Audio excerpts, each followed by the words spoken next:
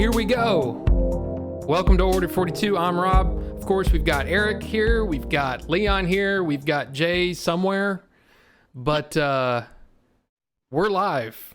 Can everybody hear me this time? That's what I'd like to know. We are live. We are live. Nice. I just want to throw out here, Killer Shrew 1976. Followed 6 minutes ago, so thank you for that. So, yeah, guys, how's it going? How are things? You go, Eric. I'm doing pretty solid, not too bad. Just chilling, really. Working on videos, and that's about it. Starting to get that bored cabin fever thing in. Gone to the movies a couple times. And that's about it. Did you say you went to the movies? Yeah. They reopened, 2 movie theater chains reopened here in town. And then a lot of restaurants are doing dine-ins. Like I went to Chili's the other day and ate inside. Holy shit, really? Yeah. Wow. The UK is still pretty much complete lockdown at the moment, man. We're like, yeah. Texas for the most part is doing pretty good with reopening. I think we're about to be actually. I think today phase 3 of the reopening started today, which is bars and most non-essential businesses are going to open up at 25% capability. Yeah. So, 2-3 weeks ago, I think 3 or 4 weeks ago, actually, movie theaters reopened, and not all of them, but they're unlimited hours. So like 8:30 is like the last showing. They only allow you to sit 2 to a group, and then you have to have 2 seats between. So like 2 people, 2 empty, 2 people. And they've been showing like old movies though. Like just in the past 3 weeks, I saw Jurassic Park, the original one. That's awesome. Spider-Man Far From Home. I saw Venom. Yeah. I want to go see Wonder Woman because they're showing it. I also want to see, they were showing the Kong Skull Island. I wanted to watch that. Goonies, Wizard of Oz.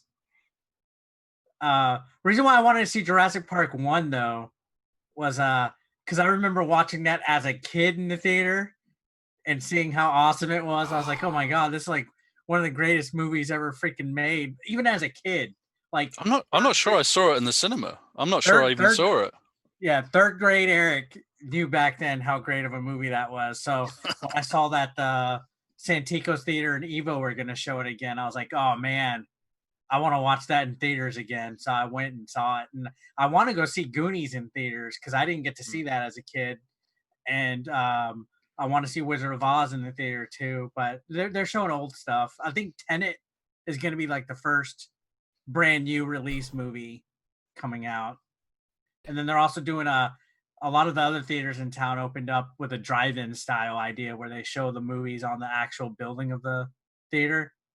And you that's a cool idea. Yeah. Hey, Jay. What's going on? What game are you trying to platinum right now? Do what? What game are you platinum in? What do you mean? You're playing PS4 right now. I'm playing the show. I was actually in the middle of a game, and then I had to. I got a phone call, and that's why I wasn't here when we started. I'm a little late, but I had to take a phone call, so now I'm just trying to. Yeah, but you were on. I mean, you were. It was okay. Yeah, no, I was here, but I was again like I was gonna have this off and everything. Yeah, I'm playing PlayStation. I was gonna have this off and everything before we started, so I'm just trying to finish up my game I was in the middle of. It's Road to the Show mode, so it's not. It won't take me long to be done and kill it. So, but Road to the Show is what I'm working on to answer the question, Eric. There you go. There's we've got David Rivas in chat. We've got East Kentucky Retro in chat. We got Bucho in chat. Mr. B in chat. What's going on, guys? What's up, y'all? What up, Rivas? David? David's a regular in my streams.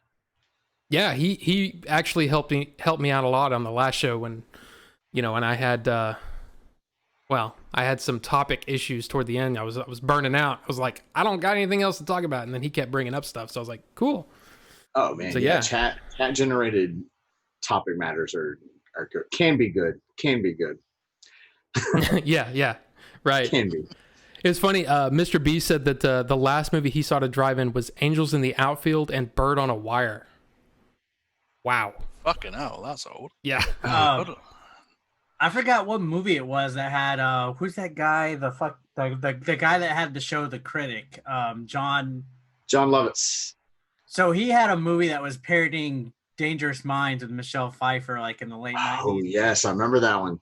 I forgot what it was called, but I saw that one at the drive-in, and I think I saw the first Men in Black at the drive-in too. I'm trying to think. I think Full Metal Jacket was the last movie I saw in the drive-in when I was 11. I shouldn't have been watching that. Jesus, you saw that at 11? Hey, talk to my dad. That's I don't.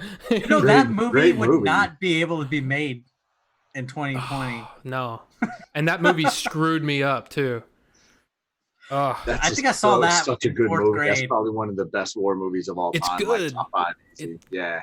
I think I saw that in fourth grade for the first time. For whatever reason, I was staying the night at my best friend's house, and he was watching it. And Dude, what about fucking D'Onofrio? Like when he became his career, he was sitting on the toilet and blew his head off. Yeah, that's what screwed me up as a kid too. Yeah. Dude, was he like a method actor? Because wasn't he jacked as hell to be Thor in Adventures of Babysitting? Yeah. Yes. And then he was like freaking. He was in The Cell. He was like the bad guy in The Cell movie with Jennifer Lopez. Yeah. And then of course he does Men in Black. He was the Roach. Yeah, he was also Sugar. I'm getting my crosshairs twisted. Was he Kingpin in the Daredevil series? Yes. Wow. He has an underrated career. He's one of those guys where you don't think about him until you're like, yeah, no, that's what I mean. Like look at his career, and he was just freaking pile. And that's the same guy. Yeah. No way. No way. Yeah, he's like John C. Reilly. He's just been in everything. Yeah. I forgot he was in freaking Guardians of the Galaxy. I'm rewatching the MCU movie.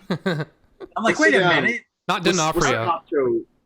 What's the cop show that he's in? CSI. It's one of the CSI shows, isn't it? Wait, he's like in a drama? Yeah. So Zach Morris is in NYPD Blue, right? Hang on. CSI New York? No, CSI. Which one are you talking about? D'Onofrio? Yeah. Oh, Reilly. No, I'm talking about D'Onofrio. Oh, I thought you were talking about Reilly. I was like, Riley's in a cop drama show? Yeah, no. Sorry, I didn't realize we had switched gears. No, like that's funny because y'all just brought up Reilly. I'm all like watching Guardians. I'm like, wait a minute, he had a role in this, and then I watched Captain America, and I'm like, dude, I didn't remember Tommy Lee Jones being in Captain America. And... I remember Tommy Lee. Who was he in Guardians? Who was John C. Reilly. He was like one of the. John C. Reilly. Yeah, sorry, I thought you meant D'Onofrio. I was like, yeah, John C. Reilly. Yeah, I know that. He was there with oh God, Peter Serafinowicz. Yep. Yeah. And then Voice of Darth guy that was Maul. a collector. He played the collector. Was that Benicio del Toro? Mm-hmm. Yeah. Yeah. Man. Benicio del Toro's great. I like him in Usual Suspects. It's like in the MCU they get random celebrities to be cameos. Give me the keys. And you forget about them. In English. That scene's so great. I loved him in Sin City when he was just like the head. It's just amazing. Yeah. That was fucking awesome. Oh dang, I forgot about Sin City. Sin City ruled. I never saw the second one. It sucked. It sucked. It was bad? Okay. Yeah, well, it wasn't good. Yeah. Bucho said, I brought up John C. Reilly. Bucho said he's in his top 3 living actors. And Benicio, Really? yeah. Dude, John C. Reilly, man, he can do anything. I want to see him in a serious role. Look, he did a movie with Joaquin Phoenix 2 years ago. The Western. I mean, it's kind of funny, but it's more of a drama than anything. The Sisters Brothers. That's what it's called. I've never heard of that. It's good, man. No. It's a really good movie. Hey, Retro Wolf's in here. What's up, Matt? Hello, Matt. What up, Oh, Matt? Retro Wolf. Real quick, while I remember, I didn't mean to ignore your message about being on your podcast. I'll get with you. Same. Actually, I'm glad you said something. I feel bad because people message me and then it's like I hang it up Yeah, same. and then I forget. John C. Oh, Reilly. to be popular. John C. Reilly and Step Brothers is amazing. Oh yeah, Step Yeah, Brothers. Step is Step Oh, Brothers. Step Brothers is when I finally was like, all right, Will Ferrell's funny. And then I went back and watched a bunch of old Will Ferrell movies, and I'm like, okay, I wasn't giving him credit, but It depends on which one it is. I will say this though, the movie that they came out, the Holmes and Watson one was terrible. Didn't watch it. I never watched it. Yeah. It was crap. It was like going in. It's like it was almost like false advertising. It's like, dude, these two are awesome in freaking Step Brothers, so this is gonna be great. And then right. it's Was like the they just basketball half-assed it. Basketball one? Yeah, Will Ferrell, where he owned the basketball team. Semi-pro. Was it Semi-pro. yeah. semi-pro? Yeah, I That totally was a saw good that one. one. I totally I forgot saw that about that one. recently. I didn't watch that one. Saw that recently. Yeah, it's funny. It's funny. It seems like some comedians will have a really good film like every, I don't know, 5 to 10 years or so like that. Like Adam Sandler, he'll have a good one like every 8 years or so. You Hey, see that? no, hold on. Hold the phone. I'm No, gonna like- defend like- Adam like- Sandler like with Eric on this. A Yes, serious role, man. A serious Pin role. Adam Sandler real quick. I want to touch on Will Ferrell. He's had a few good ones back to backs. Like anytime him and Mark Wahlberg have a movie together, I okay, like right. it. Yes, Like the other guys. Yeah, the was other great. guys. Yeah. Other guys was great. Just because, like, the simple little gags, like where he had the hot wife and he treated her like dirt. yeah. Like, Yeah. like that. But back to Adam Sandler. I don't care how crappy the Adam Sandler movie is. I like all of them. Anybody that's attached to Adam Sandler, David Spade, Rob Schneider, all those guys, like all those made for Netflix movies that have been coming out the last few years or so. Some of them are So good. many of them are great. Like the Do-Over. Have you seen the Do-Over? Dude. No. Yes. Dude. It's so funny. Or did you see The Wrong Missy? I will not watch The Wrong Missy. I didn't see Dude, that no. one. I'm telling you right now, The Wrong Missy is great. I give Really? that like an 8 The out of Wrong 10. Missy. See, now I'm Yeah, curious. I don't even know what that is. I saw the trailer for it, and It just came out this last month. Also, it's, you know it's, on, what? it's on Netflix. It's on Netflix. I will forever defend Pixels. Dude, I love Pixels. Dude, I've not Pixels seen is it. great. Then he make a sequel to it already. It's fun. Look, here's the thing. A lot of people bag on Pixels. Like, what the fuck were you expecting? Okay, Yeah. It's Adam Sandler, Kevin James, and video games are coming to life. Yeah. What the fuck did you think you were getting out of it? And Seriously. here's the thing: those same people are like, Ryan Reynolds is gonna have Free Guy coming out in December. I want to see Free Guy. Like, it's gonna be the same type of crap. That movie with Ryan Reynolds is gonna be just like Pixels. Well, he already has that crap movie. It was called Pikachu. Yeah, That's I a mean, decent that movie. was- That's a that really good Pikachu- movie. Detective Pikachu Yeah. was worse than Pixels. I No. agree. I Detective agree. Pikachu was great. I love that. No. film. That Oh, was- dude. Come on. The only part about Detective Pikachu that was good was when they were interrogating that one Pokemon. The And I- mime, Mr. Mime. And I was like, Yeah. dude, like I looked and turned to who I was watching it with. I was like, this is what this whole movie should have been like an actual like good cop, bad cop thing where Detective Pikachu should have been a little bit more sleazier, a little bit more gruff. He should have been like the guy from Roger Rabbit, like just a real disgruntled, like pissed off, grumpy little fuck who's like hates his job and Yeah, I'm sure there was a rumor it was going to be Danny DeVito at one point. to yeah, play, like a big yeah. cigar in his mouth and shit, being like just an asshole to everybody. And Ryan Reynolds, or not Ryan Reynolds, the other kid should have been an older like rookie cop, and they should have had more Pokemon to Pikachu interaction instead. Like nobody wants fucking adults talking to adults in a Pikachu movie. Like they should have made it more like that. I was gonna say something. Hey, Albert. Oh yeah, I was watching Detective Pikachu in the theaters with my son. Hey, Octavius. And I nudged him. I was like, "Wake me up when this shit's over." Movie sucks. No. Strawberry milk. I disagree.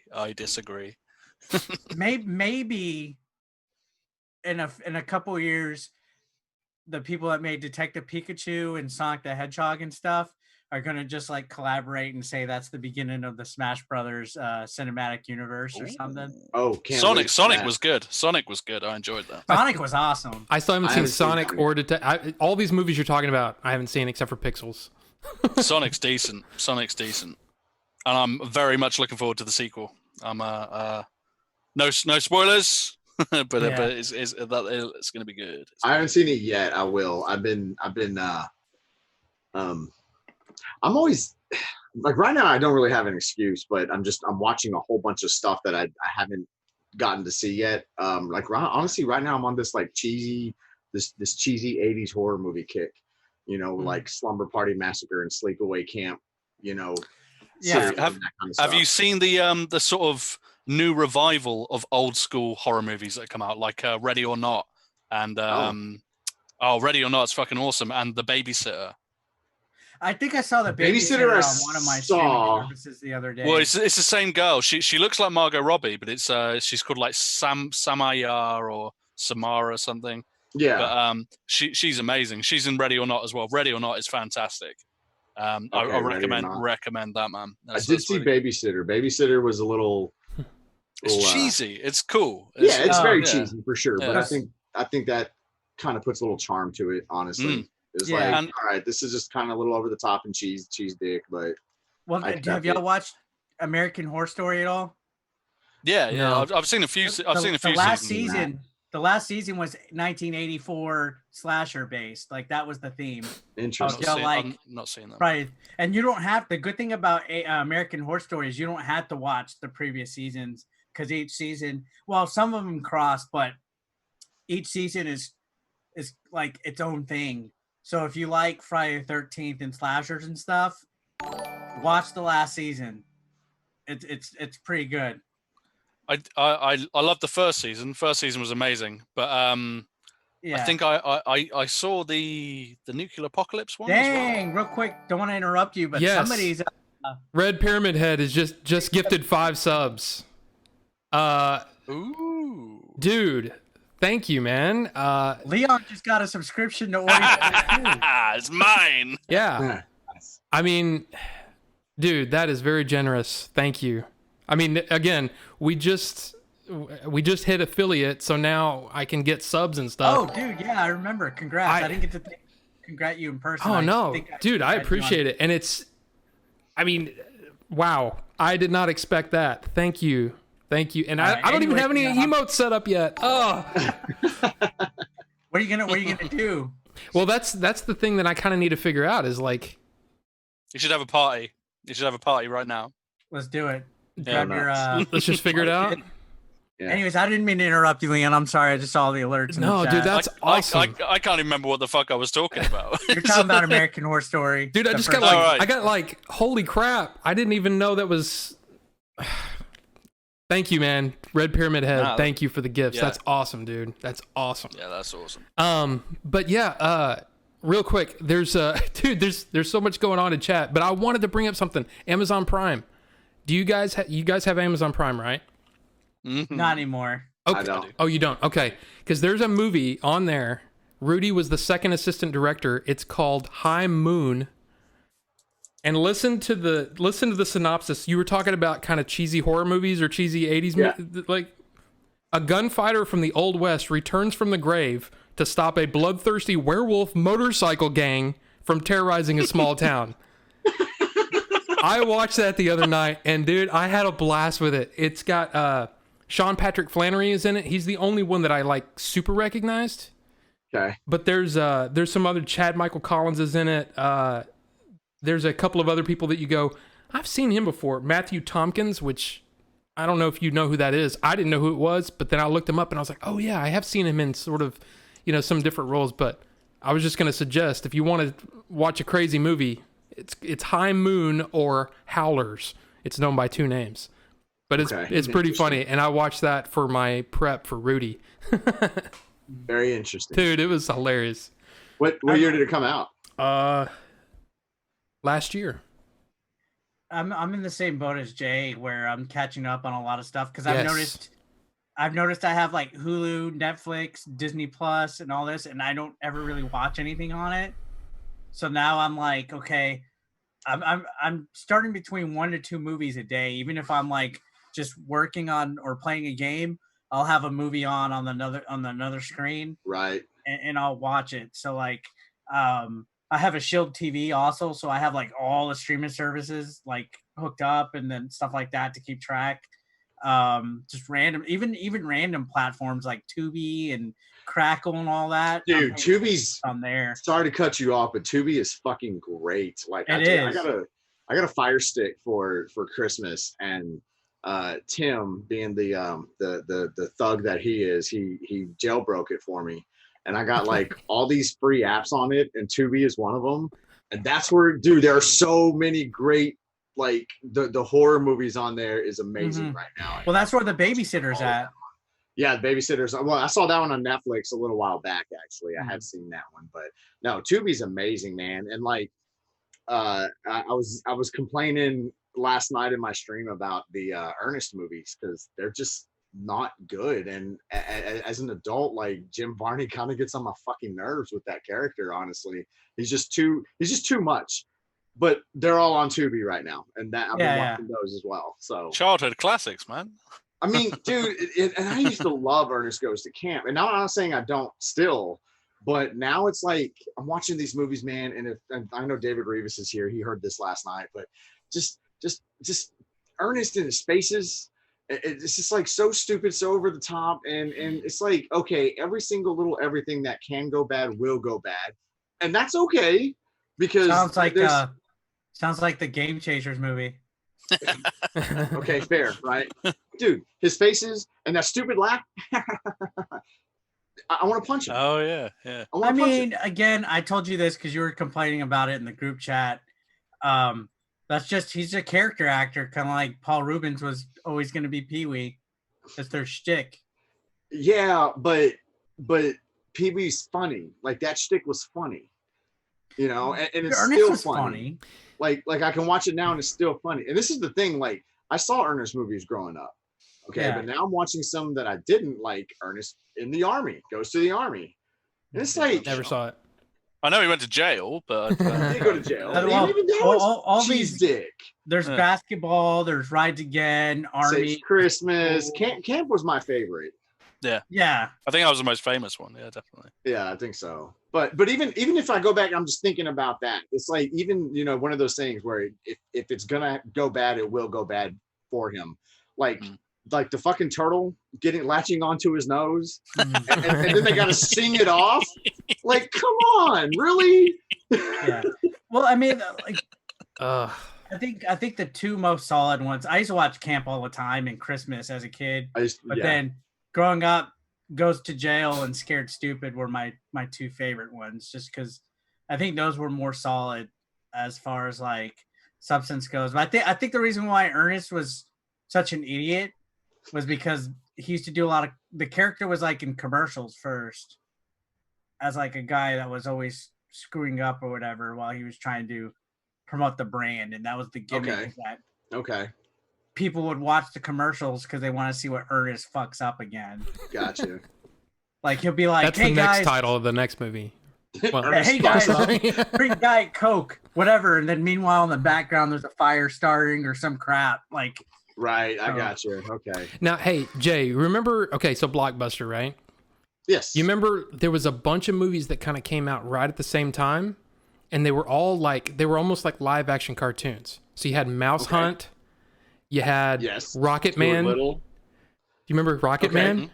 Yeah. I remember Mouse Hunt. I remember Mouse Hunt. I don't remember Rocket Man. Okay, so Rocket Man with that guy, Harlan Williams. Oh, dude. Oh, my God. That fuck. But, man, I loved those movies. I love those. Like, I was never big on the remake.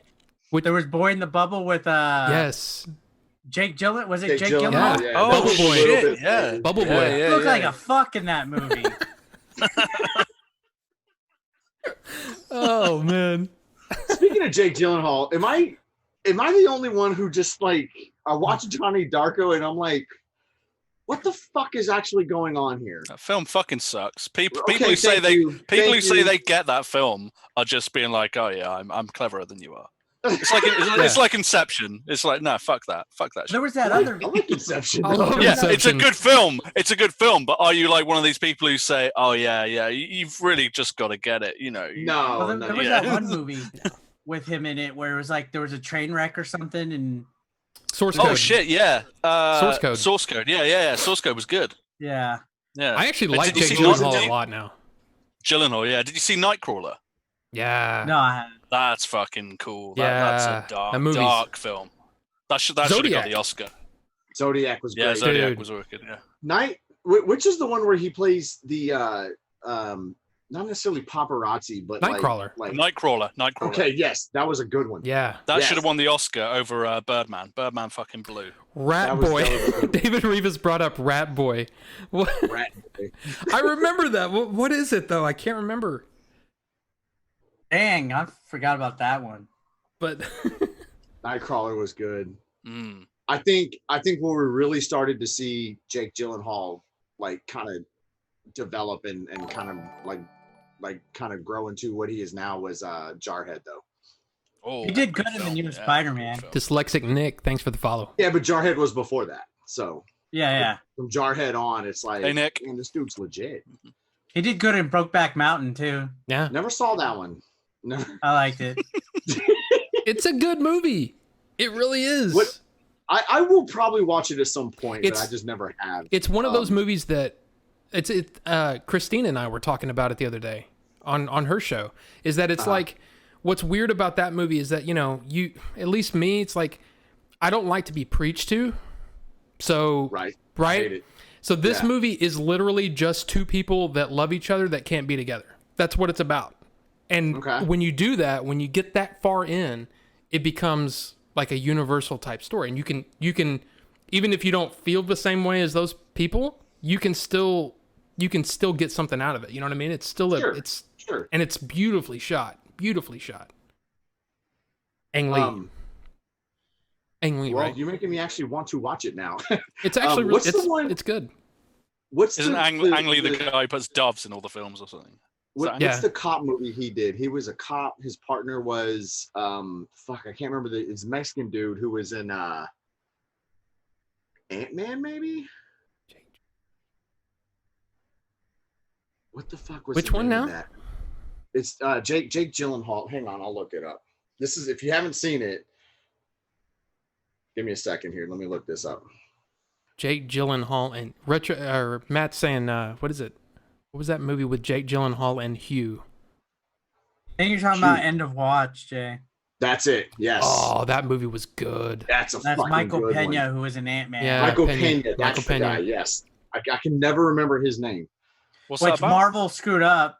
They should have had him at the beginning of Endgame, that meme, like where it's like, oh, they should have this guy narrate everything that's happened in the MCU up to that point, because in Ant-Man, he's all like, well, there was this girl who told me that he knew this guy who did this and that, and he did Right. this, and blah, blah, blah. They should have had him do that at the beginning. He should be like, well, Prisoners. first start off with an Iron Man beating this, and then this guy went over here. They should have did that. Because there's a meme going on about 2020, and he's like, I've seen first it. of all, yeah. World War III started, and then it was That's this. hilarious. And then Okay. that. Is that got But I $1,200? got $1,200 though. And he's like, Oh yes, I've seen that meme. But Leon, the movie is called End of Watch. yeah. What's That it about was though? like- I've not seen it. What's it about? Without spoiling it, obviously. Jake Gyllenhaal, Michael Pena are cops. They're partners. They go on a beat one night and kind of walk into an ambush, very bad type of situation. And that's really all I can say. It's Okay. Thanks, Matt. That's a cop movie. yeah, it's Cool. like a day in the life of, almost like Training Day kind of. That's what I was Yeah, gonna I was say. thinking Training Day or Assault on Precinct 13 or something. Or... Okay. Ish, yeah, but Yeah. So Training but Day. different story. So Training Day is one of those movies where that one scene right in the middle at the table. You know what I'm talking about? Oh, God, So yes. tense. I haven't seen it, but I've heard a lot about And that's that what movie. End of Watch is like. The whole movie feels Yes. just tense. Yes, And it's Mm. it's so good. It's like when dude, you can Training Day. Eric, Training did you Day. say you haven't seen Training Day, man? Mm-mm. It's a good movie, man. Yeah, it really is good. That's a watch. That's a watch. So me and Eric, we have a lot of the same views with a lot of different things, and I think one of those that we share is Denzel Washington is just really good at being Denzel Washington in most of his movies. He's pretty much the same guy. Tom Cruise does the same thing, and that's cool. If you can make a career out of that, there's nothing wrong with it. Training Day is one of those movies where it's like, he's not being Denzel. He's like, he's a guy. He's actually acting in this movie. The movie's just on another level, though. It's good. Yeah, it's really fucking good, Eric. You got to watch it. There's so many tense moments in that film. You can't even name all of them. It's just like, oh shit, it's just a great movie. Well, it's Uncut Gems just came out on Netflix, and I couldn't. That's what I was trying to talk about. Is like, but before getting on a complete tangent, that's a good Adam Sandler movie. Like I said, that he does like a really good serious movie every like 5-10 years or so. Like he did Funny People like 10 years ago or something. I couldn't finish it. It was making me. It was the anxiety. The anxiety was like it was getting to me. I want to watch it. I'm going to. Are you talking about Robbie? Are you talking about Uncut Gems? The anxiety was getting to you. Yeah. So it wasn't so much anxiety getting to me. It's just there was early on in the movie. I was just like, man, there was just too much shit going on. Yeah. One of the scenes, like you hear them talking, and then you could still hear all the background noise from everybody else, and you hear like 10 different people talking. I was like, dude, this is just it's too much going on. I was like, I can't get it. Like I couldn't figure out what the fuck was going on. I was just so disoriented. I was like, I'm just gonna turn it off. Yeah, it's a lot, but I definitely want to get through it. But because I like Adam Sandler as a serious actor. Like when you know what I mean. So I want to see everything he can do. I'm impressed with what he's done so far, but the movie stressed me out, and I was just like, it's 1:00 in the morning. I need to go to bed. Number one, I can't be watching this right now. It's making me. It's hyping me up. Don't like it at the moment. But yeah, Law-Abiding Citizen, Jamie Foxx and Gerard Butler. That's what Matt was saying. He really likes that movie. I've not seen that one. I like that. It's pretty good. I like. Yeah, it's not. Yeah, it's pretty good. Yeah, that's cool. I like Jamie Foxx. Jamie Foxx is actually a good actor. Speaking of, you were talking about Tom Cruise just being Tom Cruise. Right. Samuel L. Jackson. Collateral. Remember? I've not seen that one. With isn't that the one with Jamie Foxx? It's that that's the assassin one, isn't it? Yeah, Michael Mann directed. Yes, I have. That's where he's the assassin. Yeah. Oh yeah. That's a good movie. That's a good movie. Right, that was a good one. Yes. Yo, I tell people, people like to bag on Tom Cruise. Watch Born on the 4th of July. Yeah. And you're gonna be like, holy fuck, he can act. Well, why do people bag on fucking Tom Cruise? Huh? Why do people bag on Tom? Same reason they bag on Adam Sandler. Just because it's kind of hate those guys. I think Tom Cruise acts pretty good. He said some. You see Edge of Tomorrow? Yeah, that's pretty good. I've not seen that one. No. That's a fucking wicked movie. That's Tom Cruise. Oh, yeah, Vanilla Sky. Vanilla Sky was pretty good. Vanilla Sky, Edge of Tomorrow, Eyes Wide Shut. Yeah. No, I mean, but people. It's Thunder. It's one of those things where people. Yeah, he's in Tropic Thunder. Yeah. Holy fuck, he was the best part. Well, no, actually, god damn, there's so many best. Yeah, dude, Robert Downey Jr. is pretty good in it. Tropic Thunder's amazing. Dude, Tom Cruise caught me off guard in Tropic Thunder. Yeah, for sure. For sure. I don't even think I realized it was him at first. Until they showed him a couple times, and I was like, "Is that? No, it can't be." And then you see the credits, and it's like, "Holy fuck, it was." So this is a quick question. Do you think maybe that was a favor that Tom Cruise did for Ben Stiller or something to be in that movie, or was Tom Cruise like think of like Tom Cruise, this guy, all these big movies, whatever, big high notoriety in Hollywood, and then in what was it 2006 or when that movie came out, or 2009? When was it? Ish. Yeah. I think you're right the first time, around 2006. 2006. So at that point in the movie, he gets 2007 maybe approached to be in it, and they're like, "Yeah, we just want you to be this over the top comedic asshole in this movie. Will you do it?"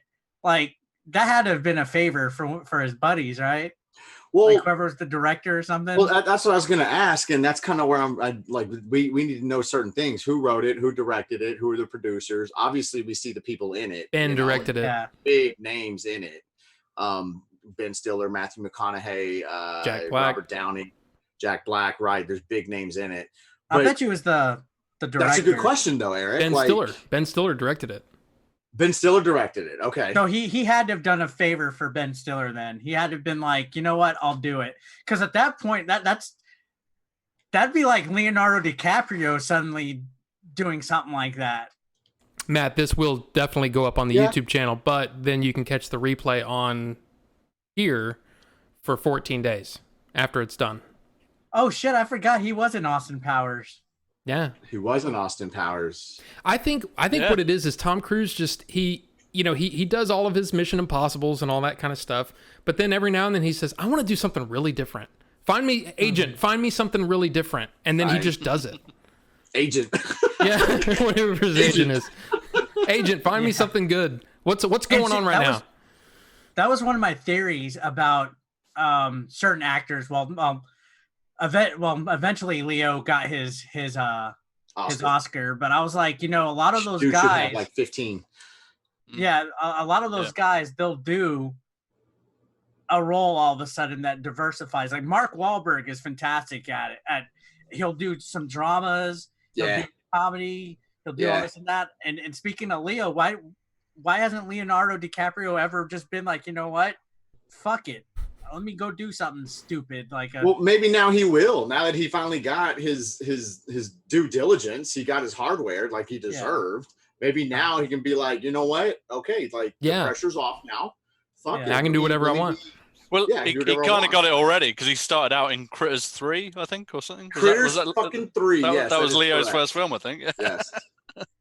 By the way, Depp's first film was Nightmare on Elm Street. Yeah.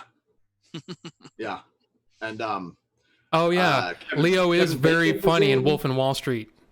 He is, but great. That's still more of a like a I would say it's like a drama. Yeah, it's a serious movie. It's a serious role.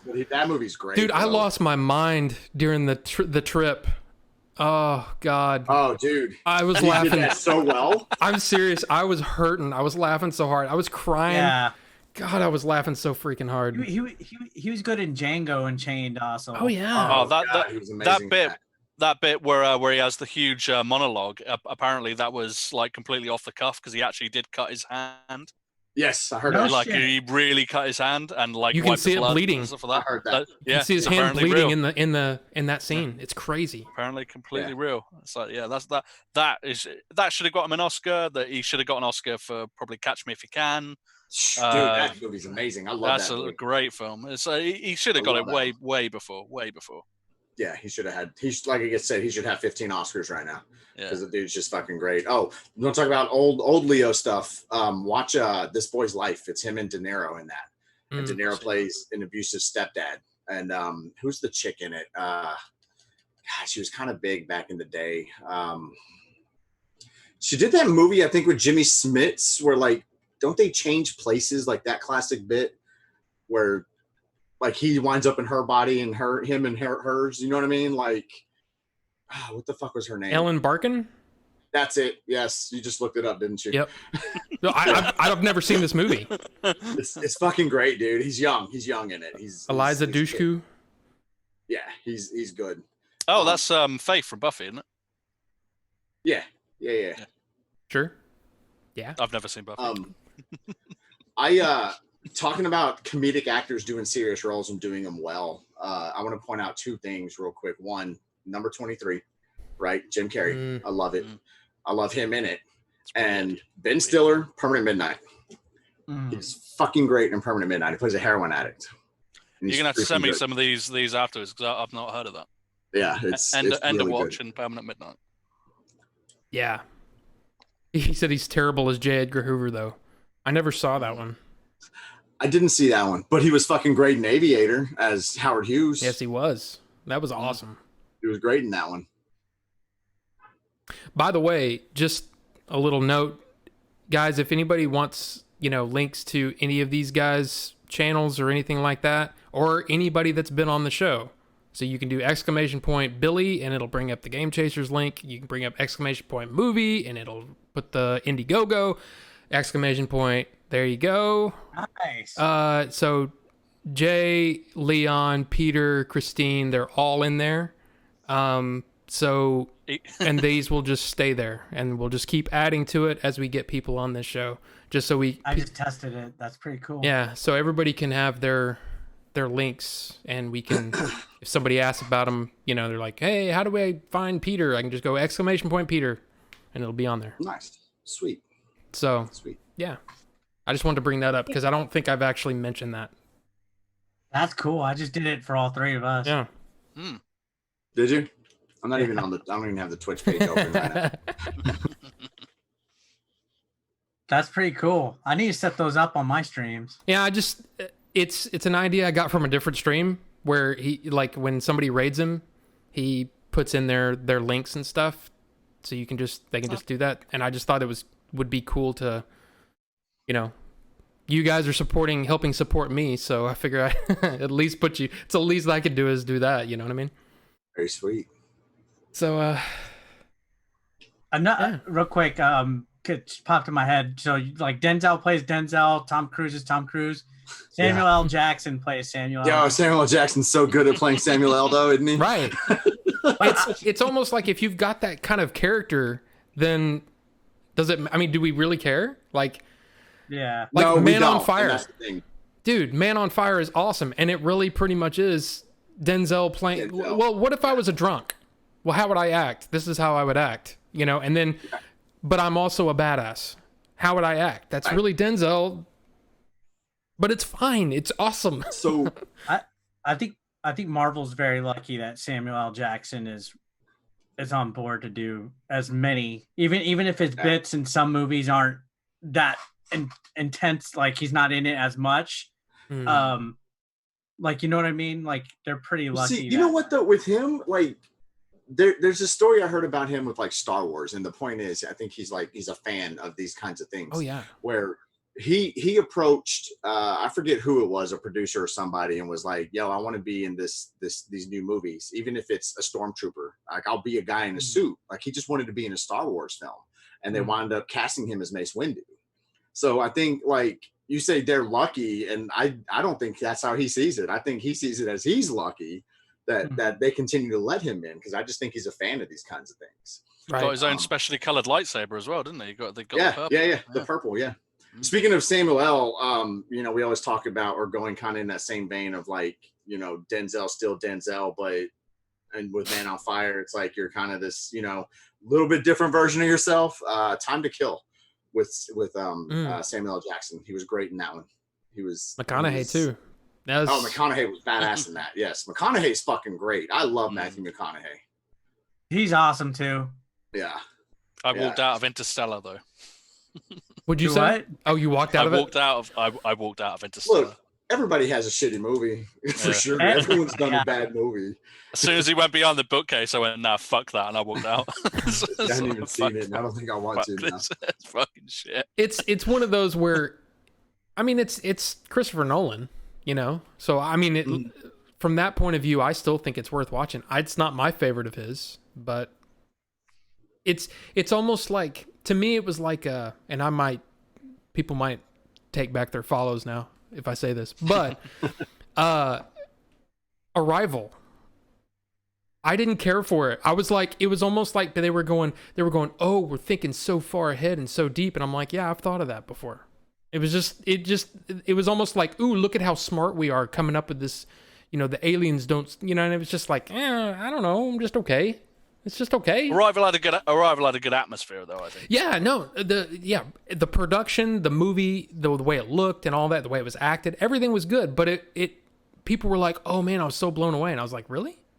I thought Jeremy Renner was a bit miscast, though. I thought it was a bit. Well, yeah, and I don't know, But that's how Interstellar was. It was almost like it was like, ooh, look at how smart we are about thinking about this. And I'm like, yeah, I've thought about that.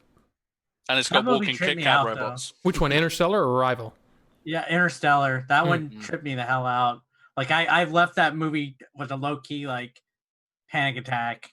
Oh, I liked it, but I almost feel like I need to watch it again, because you know how like you get in that, like if you're in a not a great mood the first time you watch it, you're kind of like, and then you watch it again, you're like, oh, that was actually pretty good. Is it just me, or do I remember that Matt Damon was in it very briefly? Is that Interstellar or not? I've not seen the movie, so I don't know. I don't I think, think so. I know there's a part of a film that's set in space and Matt Damon turns up randomly for about it is Interstellar. 5 minutes. Yeah, he's there for like 5 minutes. It's like a massive head fuck. I forgot about that, but yeah. So I'm sure it must be in like the same universe as The Martian or something. They just they had pretty fair amount of people in there. They had John Lithgow, Michael Caine, Matt Damon, McConaughey, Anne Hathaway. Oh yeah, she was the daughter on Earth, wasn't she? Yeah. Because that's the whole reason, isn't it? It's like all the plants are dying out, and I think that all they've got left is corn or something. Which I would fucking starve than eat corn. So don't like corn. No, fuck corn. Oh, I love corn. I like corn. I wish corn was keto because I love corn. Then. Dude, you know what I like? I like the creamy. What do they call that when it's like the creamy corn? Creamed corn. Creamed corn. Yeah, that's the one. Well, there's different kinds of creamed corn. There's a kind that's a crap in a can, and there's a kind that's at barbecue joints that has like cream cheese mixed with it. And, I'm talking about the crap in the can. I like that. Yeah, there's the stuff. Oh, go ahead.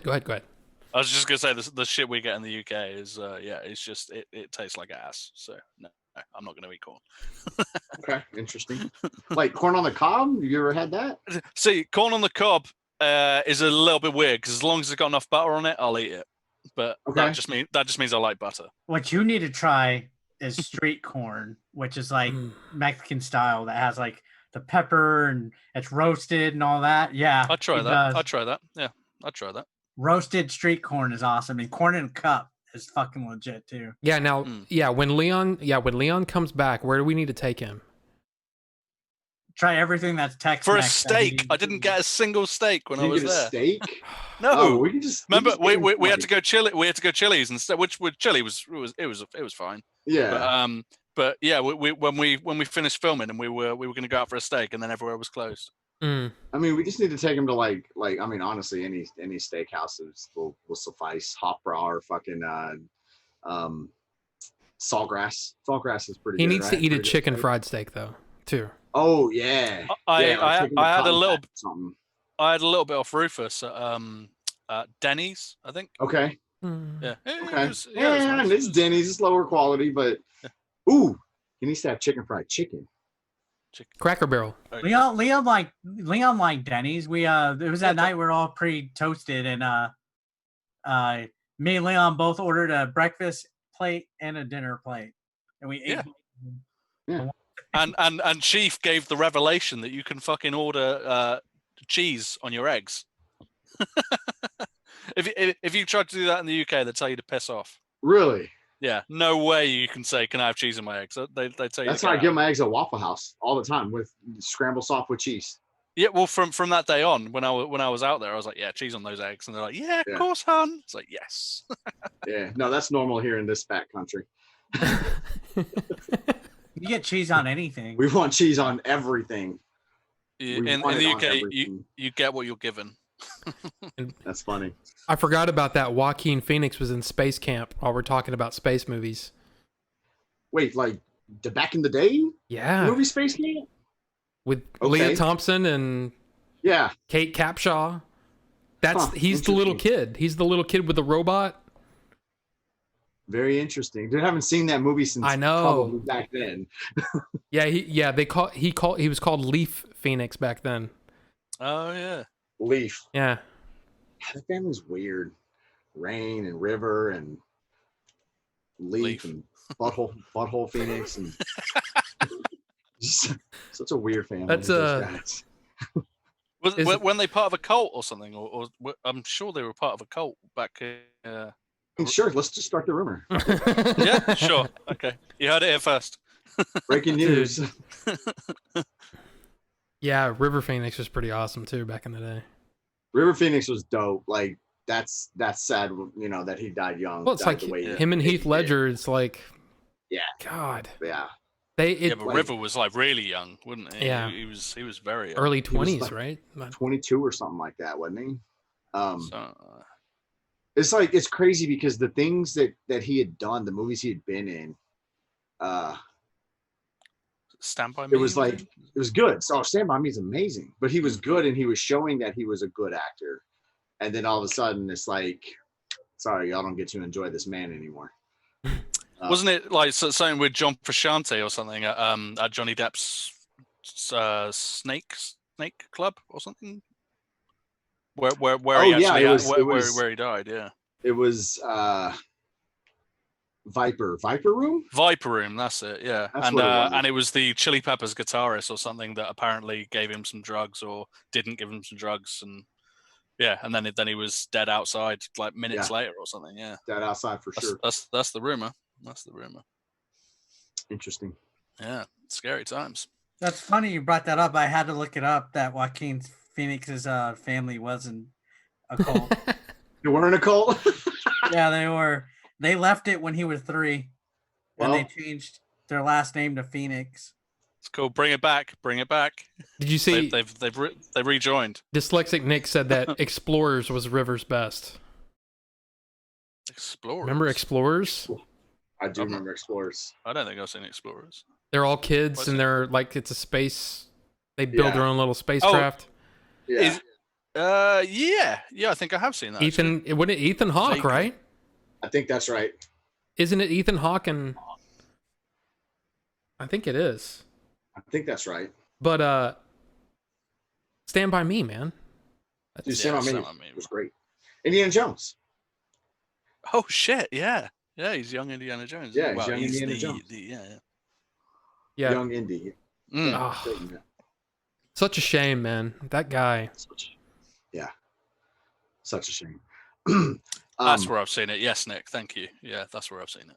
Excuse me. Same with you brought up Heath Ledger, and I've heard people say, "Well, was he really that good as the Joker, or are people kind of putting him on this pedestal because he died?" No, motherfuckers, he was really that fucking good. Yeah, it was awesome. He was fucking good. He was insane. Yeah. I went to the cinema with someone that's in this chat now that fucking hated The Dark Knight. And I still to this day say that he is massively wrong. I'm calling you out, Nick. He was the only one out of about 10 of us that was just like, well, that was shit. And it's like, what? Wow. That was amazing. No, it was good. I liked it. Yeah, it was very good, very good. But no, Nick wasn't a fan, I don't think. I just remember defend himself. You remember they did the whole 8-minute, 10-minute preview or whatever at the beginning of another movie. And when that came out, it's the whole bank robbery thing at the very beginning. Yeah. And when they released that, I was like, okay, we're in for a treat, guys. This is gonna be something special because he looks crazy in that, and it's so good. It wasn't even his last film either, so it was like they were doing those previews for a while before movies. I think even The Incredible Hulk 2008 had like a 10-minute preview before something. I think one of the Fast and the Furious movies had like a 10-minute preview. Oh god. Well, I think they did one for Tenet, that's coming out next month. The new Nolan movie. They did one for Tenet, but then the movie theaters closed. So it was like not a whole lot of people got to see it. But man, I cannot wait for that movie. Holy crap. I just want something new to come out so I can fucking go watch it. I don't care what it is. It could be fucking Amy Schumer in a fucking movie. Your standards are just low right now, huh? Well, the first movie is going to be that Russell Crowe movie, that new Russell Crowe movie, where he's like a psycho guy. Tenet was the newest movie that was coming. No, this it's a small little independent film company that made a movie with Russell Crowe. It's going to come out July 1st. Well, And it, I know Artemis Fowl got Disney Plus, and that comes out this week. yeah, The new Wonder Woman was meant to be out like 2 or 3 days ago, I think. yep. Really? Black Widow was supposed to come out next month or last month. Yeah, last month. Yeah, Quiet Place 2 as well. Yeah. Which I saw the first one, and I literally saw it maybe 2 weeks ago and got told, oh yeah, the second one's coming out. You're gonna love it. I watched it. I thought that film sucked.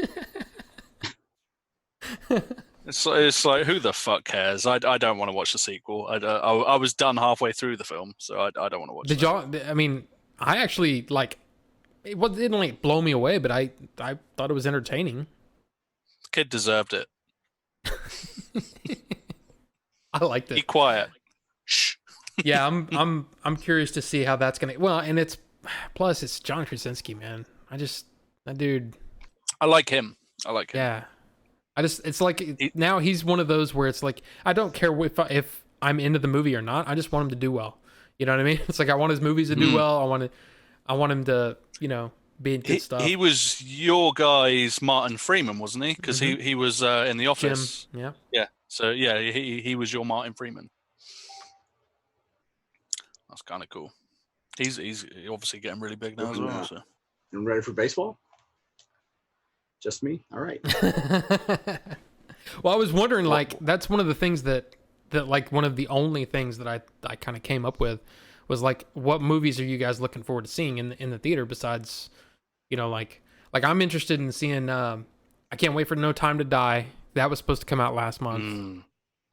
I love Bond movies, so I'm totally in.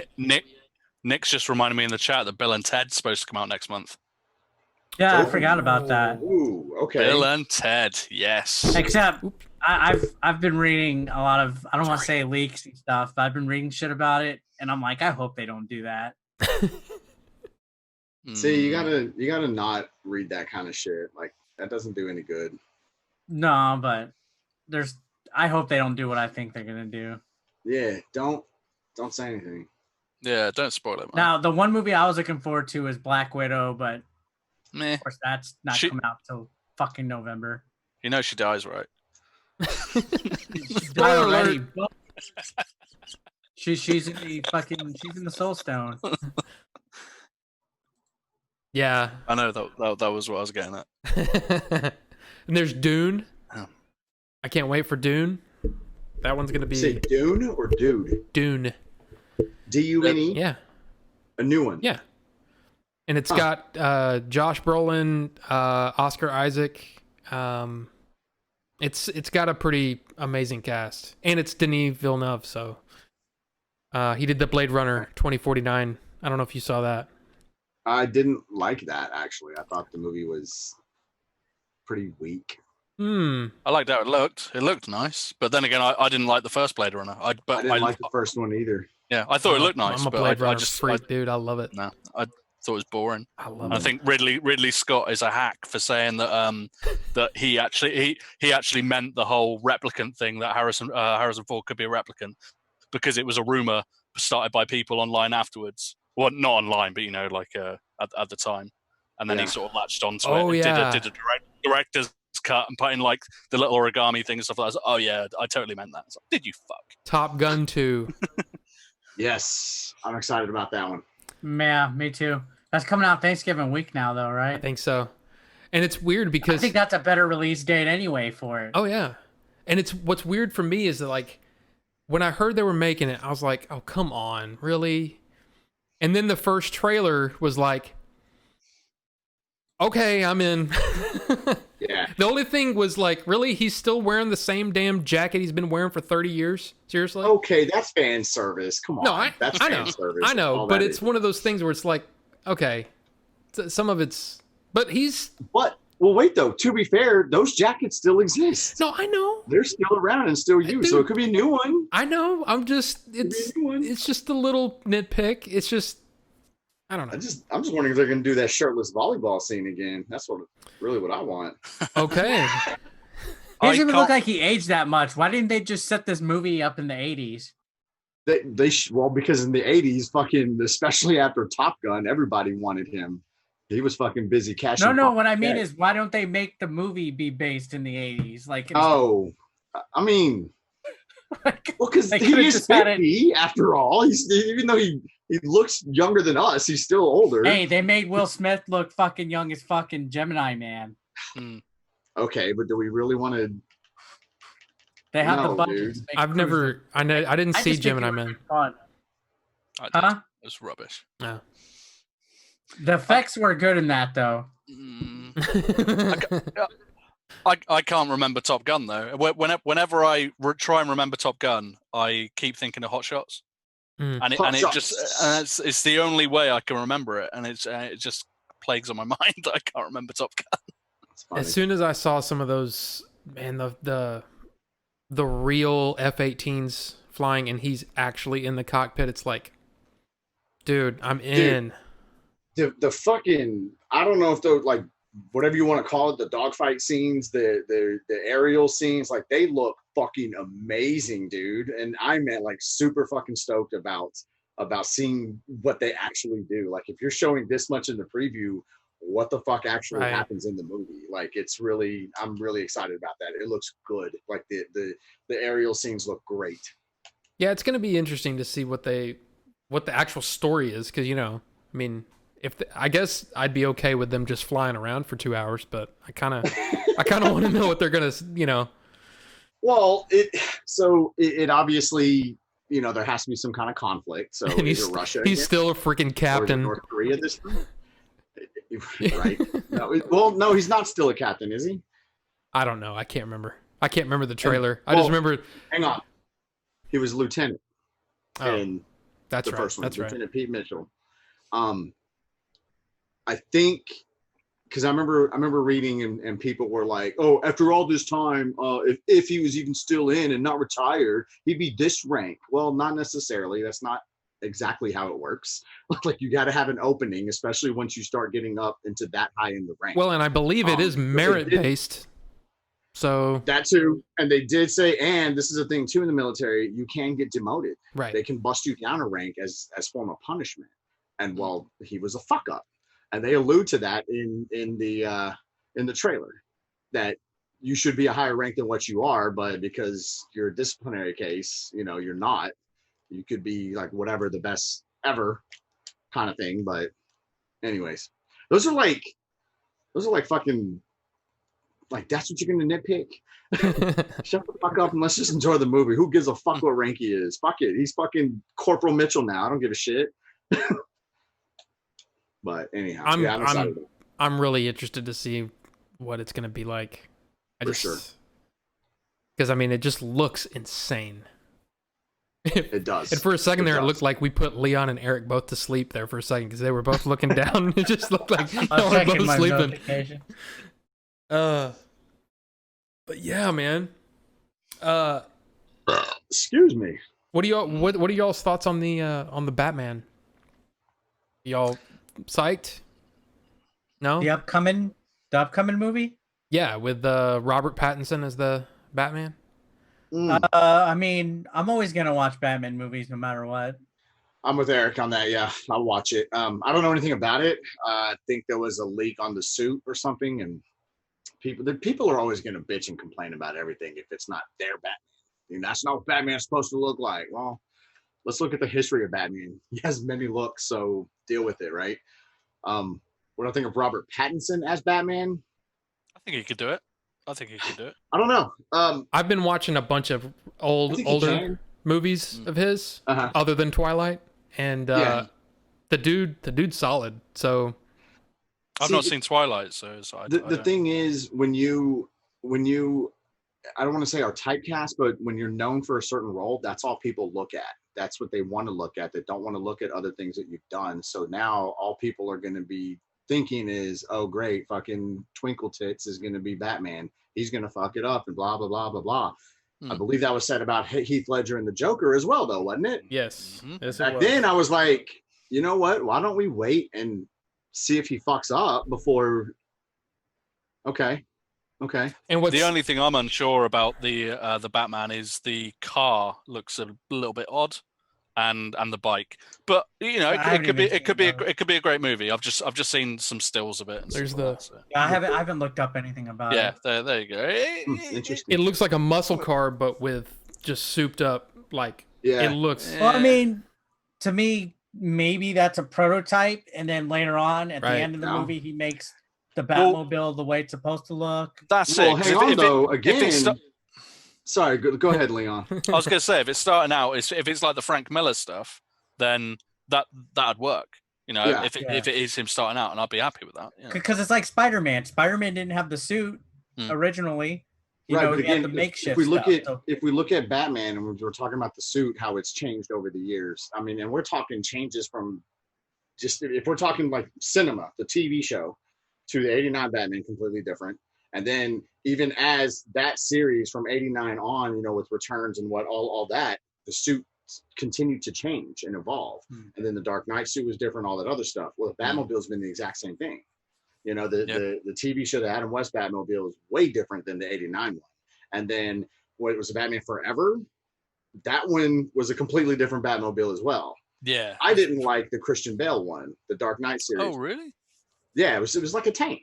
I didn't like it. Oh, Yeah, I thought it was more realistic. Like it could be a car, like out in the army or something, like a prototype. Sure, Yeah. it could have been. What do you got Well, there? that's exactly That's the what it Batmobile, was. the new I one. remember Lucius Fox. That was one of the prototype weapon it's cool. machinery vehicles that Wayne Enterprises was working on in the Yeah, to make a bridge, wasn't it? It's like the Yeah. idea was that it would jump and then make a bridge or something. Right. Yeah. But now I'm guessing with this upcoming Batman movie, this is going to be like the earliest point of him actually being Batman, so he doesn't have all his gadgets fully developed and stuff like that, and that maybe that's just an early version of the Batmobile before he developed it into whatever it finally is supposed to be. So maybe he's starting off being the vigilante, and he's like, okay, I need a vehicle, and this is what it's going to look like, and Do you that's think why it's it looks more like an origin story?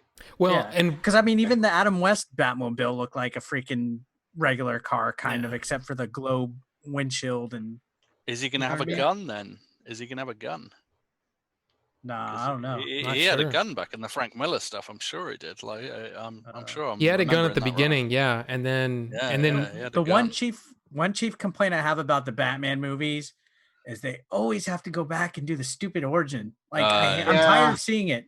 Yeah. Everyone do that with knows. Spider-Man as everyone well. knows. We know his parents died. Come on. yeah, but I Yeah. Why do we got to spend 10 minutes on that every movie? I now? get that. Eric's right. I don't need to see Thomas Wayne murdered again. Yeah. That's what I'm saying. Yeah, like let's just already start it. He's already fucking Batman. Let's just do that. And that's what I'm glad that the MCU did with Spider-Man. Is we didn't Yeah. have to fucking see the Uncle Ben But- bullshit again. But the one Uncle Ben bullshit. So compassionate. just moving on. And they when they remade Hulk, they didn't fucking put us through it either. They showed it, hinted at it during the credits for the 2008 Hulk, but that was it. Once the movie started, he was already Yeah. months hiding out. You know what I mean? I'm 100% with you on that, Eric. The only thing I can say in defense of that is there are people who probably don't know, maybe. Yeah, but there's 50 It's- years of comics that they can Yeah. go back Well, And there's hang on a second. 20 Wait a movies minute, of the though. same thing. Perspective. How many times in a panel you ask the same thing over and over and over again? Yeah. And yes, it's like, oh god damn, how did I meet Billy? Let me answer this for the 100th fucking time. You got to understand and keep in mind that the person asking that question has never heard that, Right. and it could definitely be the same in this case where That's Well, actually you're not very mature, wrong. Jay. That's While you're not I mean, wrong, while you're not wrong, over this point, how many reboots of Batman have we had? yeah. Move on okay, from but the origin. but if there's a 6 or 7-year-old who wants to go watch this new Batman, did they see all those reboots? And that's what I'm saying. Like there are people out there who haven't. But by that rationale, when the first Star Wars movie came out, nobody knew who Darth Vader was. They just basically Yeah. started in the middle. So I think you could just roll with it at this point. Just fucking roll with it. No, Eric, I agree with you. Don't get me wrong. I'm tired of seeing it too. I'm just trying to like give you. There's Or put a absolutely twist no on it, you know? We need to have kid Bruce Wayne. See, it was a nice. I'll say there's exceptions. If it's in reference or if it's shown like that, I thought it was okay that they showed it at the end of Joker. You know, but it's like, come on, dude. I don't want another 45 fucking minutes of the next Batman reboot going over that. The same stuff. I know. I agree with you. Like on all of that, I agree with you. Like But, Batman 89 didn't do it. Batman 89 didn't show it. yeah, they did. Tell me something, kid. You ever danced with the devil by the pale moonlight? Yeah, but it wasn't like the whole fucking showed first half of the movie didn't fucking. Okay, you're not wrong, but it was still there. It showed, but it goes back to what I just said. If it shows it in reference, if it's just like a quick flashback, I don't need to see little kid Bruce Wayne coming out of the movie theater and Yeah, no, I'm with you. and all that. Bucho said, put a twist on it. Have Bruce kill his own parents. They should. But at this, in a way, that's rat poison cyanide. In a way, though, he's always blamed himself, for the death of his parents. So well, that's how most superheroes are. Is that's why they save others, because they have survivor's guilt. A lot of them. Yeah. I got some food for thought. We're talking about Batman, right? And with Robert Pattinson, and I think he's at least young enough looking to where what if they did this movie as like a Batman Beyond? You know what I mean? Take the animated where you got older Bruce Wayne and Robert Pattinson is the new version of Batman, whatever. Bruce Wayne is training him, and what if, and fuck, let me blow your mind here, Michael Keaton reprises his role as Bruce Wayne. Oh, I mean, that would be cool, but I think they already confirmed that it's gonna be... no, I know, I'm just saying, like in a world of what ifs, and like Nerd Strategy, thanks for the follow, man. Welcome. What we like and don't like and whatnot. Like so I'm not really big on the animated stuff when it comes to comic stuff at all, but I did watch a little bit of Beyond. And I really liked it. I really liked There's some the cool concept. stuff in there. It was a different twist on Batman and who, because it wasn't Bruce Wayne Batman. And here's the other thing too, is that they're saying that with this version of Batman that we're actually going to see him be the world's greatest detective. Yeah. Okay. So if that's true, then I'm really interested in that, because and I'm not talking about Batman Forever where he's working out, riddles and crap. I'm talking about actual, you know what I mean? Yeah. It could be really cool. Here's the thing though, that a lot of studios are doing, at least in the comic book realm, is and it seemed like DC's been toying with it, the multiple universe crap to explain why actors change and all that. Like, you know what I mean? Yeah, I don't know if do we want to get into that? You know what I mean? Not I don't mean not in depth. I'm just saying, like, just because this is Robert Pattinson as Batman doesn't mean that we're not going to see, maybe the Snyder Cut's going to fix any kind of like burnt bridges with previous actors and shit. I think they'll focus back on that. Dude, I did the Snyder Cut. It's going to be just as bad. Oh yeah. I think when you start getting into, we're actually talking about somebody who worked on Justice League, the actual Snyder filming. So yeah, interesting. I mean, that's. I think when you get into trying to explain something as complex as multiverses, it's way easier done because you have more time if it's a show. Example, Flash. They do a really good job explaining multiverses and whatnot. I just don't think there's the time in a movie to really get in deep with it. You know what I'm saying? Like they can in a show like Spider-Verse, Into the Spider-Verse did it, and it did it well. Mm-hmm. Have you seen that? I have, and that was actually a pretty good movie. Yeah, it was really good. That actually worked pretty well. I really enjoyed that, actually. Yeah. That was cool. Well, obviously, all of the MCU stuff going forward is going to touch into that, because the next Doctor Strange says multiverse in the fucking title. Yeah. That's supposed to be like a horror film, though. It's supposed to be a horror. Yeah, it's supposed to be like crazy. I think the next Spider-Man spinoff is going to be starting to go into that and all this crap. Well, so who knows? And DC recently did that. They kind of had, I say recently, I don't know a whole lot about the comic stuff, but they did some alternate universe type stuff in there, the New 52 and all that kind of stuff. And they were like different, they were almost like Earth 1 and all that kind of stuff. So I don't even know if, I mean, they could. Well, they did Red Sun, didn't they? They did Red Sun. Yeah, that was Superman, cool. If he landed in Russia. So yeah, I'm waiting for Disney to have a Star Wars multiverse where they say the sequel trilogy was a different universe of what happened. I'd be after the originals. You can absolutely like fucking get a mulligan on that one. No, like they say, okay, Return of the Jedi was one universe, and in the original expanded universe is a different universe. I got you. Right, all the legend stuff with Yeah. where Chewbacca gets killed by a planet or something. Yeah, honestly, I'm surprised kidding. Emperor Palpatine wasn't from a different multiverse in this one. I'm honestly surprised they didn't do that, or time travel yet, because everybody else is. As soon as time travel gets in the equation, it just screws everything fucking up. Yeah, I thought it was ballsy. I thought it was ballsy when they killed Chewie. Spoiler for episode 9, if nobody's seen it. But yeah, like when they killed Chewie, but then they pulled it back like 5 minutes later, and I was like, oh, it was such a ballsy move to do it. Yeah. And then they just sort of like, no, they didn't. That's all right. Yeah. I actually liked that they did it, even though I hated it. But you know, see, it's funny because since you already ruined it for people who hadn't seen it. yeah, sorry. No, like when that happened, it was like Chewbacca dies. I was like, what? Like, what? On top of everything else that's happened, now you're gonna do this? What? Mm-hmm. Really? It wasn't even like a sad kind of moment, you know, with like Han Solo. You know, he with didn't that go one, out I was hero. like, oh my gosh, you know. When they It was did a massive Chewie, shock. I'm just like, really, motherfuckers, this is the route y'all are gonna go? Like, you just want everybody to bitch at you for everything, don't you? You're gonna do this. Yeah. And then 5 minutes later, they were like, psych, just kidding. Yeah, and not just that. He just like the door opens and he casually walks in the room handcuffed. Yeah. I'm like, it's almost like they fucked up. Like they just like you could tell the movie was Frankenstein together. Yeah. Like so much of it. And I actually watched it with Yoshi and Chief. He had like I guess they gave him a copy of the movie with like a thank you envelope and stuff.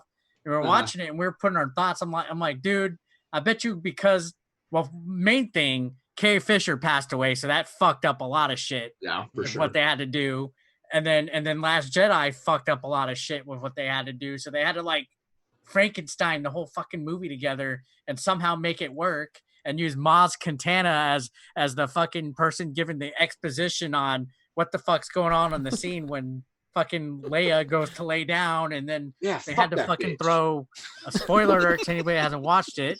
They had to throw Han Solo in there because that was supposed to be Princess Leia talking to fucking Ben. And you know what I mean? Like they had to. Yeah, that made no sense. That really made no sense to me. Yeah. The Rise of Skywalker to me was like for me, it was just like, okay, they shouldn't have done any of these. Yeah. They should have just multiversed it and they could have fixed it easy. I just see, and that's the thing that's what I'm saying. If they come back and they redo 7, 8, and 9, and people are going, "What the fuck is going on here?" and they go, "Oh yeah, what you guys saw was an alternate universe," or they just "What? We didn't do 7, 8, and 9," and they just exactly right. That's what I'm saying. Like, I'm okay with that fucking reboot. Let's do that. my whole thing is that I guess I'm one of a few people that I actually liked what they did with Luke, but then the rest of it's kind of like, you guys never, I mean, seriously, did you all even see the last movie that you did? Seriously, watch the last movie before you start working on this one. Yeah. And it's like, it's so frustrating. And I love Star Wars. Everything overall, I do like. They did a good little redemption with Luke, but they could have pieced all that together in one movie instead of spreading it out because he really didn't. I don't know. I'm not gonna get into the long Star Wars discussion. Yeah. 7, they played it safe, and I was okay with it. Right? I know a lot of people are like, "Oh, it's too close to episode 4." Well, that's okay. I thought they actually did a really good job of introducing the new characters, passing the torch from the old characters to the new characters. I thought they did a really good job doing all of that. 8 was a complete clusterfuck. 8 is like you walk into a dark room, and I'm not going to use this fucking. No, I'm not even going to say it. 8 was just bad. It was a clusterfuck. Nothing was done right. I think the writer-director, Rian Johnson, he had a fucking chip on his shoulder. He was like, you know what? Fuck y'all. I'm doing this my way. I don't give a fuck what you fucking fanboys think. And he was like, here it is. Kathleen Kennedy, bigger fucking twat because she fucking greenlit everything he did. J.J. Abrams had an unfortunate job, a very hard job of trying to in my opinion, make 2 movies into one. Yeah. It was almost like he was going, fuck, 8 was so bad. So let me do some things that go back to 8 and maybe clear some things up and explain some things. But I've also got to make this brand new movie. And I think he did the best he could with the piece of shit that episode 8 was. Yeah. So I actually applaud him there. Now the biggest problem though is it should have been him the entire fucking way through. Yeah. One person the entire fucking way through. And that's what the obviously, yeah. Now, when me and Yoshi were watching it and commentating, I personally feel what they should have did is 7 should have been Rey's story, focused on her mostly. 8 should have been Kylo Ren's story. Like Kylo Ren could have still been in 7, but 8 should have been, because if you look at it, Rey's mission in 7 was find the piece of the map and find where Luke Skywalker is, right? Kylo's mission was get the little Sith artifacts and find where Emperor Palpatine is. So they both had a similar mission, but they had to rush Kylo's mission in the beginning of 8, where it showed him in fucking that one planet where Vader's at. I don't even remember what it is. I can't remember. But basically he was hunting for Palpatine. That should have been what 8 was. And then they shouldn't have fucking showed anything about Palpatine in the Rise of Skywalker trailer. What it should have been is he should have showed up and found Palpatine at the end of 8. That should have been the big shock at it. And then they should have had some stuff from 8 being 9 and stuff from 9 being 8. Like there was a lot of stuff that it was like, dude, if they would have showed this instead and switched it around, it would have been a lot more organized. So 7, I think, is fine the way it was. Agreed. They should have I think they should have teased Kylo a little bit more in 7. They should, as a matter of fact, I don't think Kylo should have been in 7 as much as he was. I think he should have been ominous, like how Darth Vader was in A New Hope. Yeah. And then 8 should have been Kylo's looking to find Emperor Palpatine. He's doing this and that, blah, blah, blah, yada, yada, yada. And then Kylo's they should have had no fucking, what's his name? The fucking Snoke. No Snoke at all. They shouldn't have Snoke at all. That was weird. Listen, Kylo wasn't trying to find Palpatine, though. Kylo was trying to live up to the legacy of Vader. But it sent him to Palpatine. Right. But I think that was shoehorned in because something had to be done because of how fucking fucked up 8 was. And I think Abrams was like, well, we got this Palpatine character, like he's super powerful. He's more powerful than Plagueis, right? Let's bring him back. Here you go. No explanation. You're not wrong. No fucking nothing. It was shoehorned in, but they could have easily had that same plot and then not even mention Palpatine. What I'm saying is how more effective would that have been if at the end of the movie, how Rey found Luke Skywalker, at the end of the movie, Kylo's walking in and the fucking Emperor chair turned around and he's fucking right there. That would have been fucking a gajillion times. Yeah. If you're even going to keep Palpatine in it. I don't think Palpatine should have been in the newest trilogy. I thought it was good. Yeah, I thought it was going to turn out that Snoke was Plagueis. That's what I thought it was going to be. Well, I mean, they could have kept it as Snoke or Plagueis too. Either way, they should. Well, my point is that there was stuff that was mismatched and obvious, like lots of Frankenstein archive footage and stuff that they had so much that they could have did and they dropped it.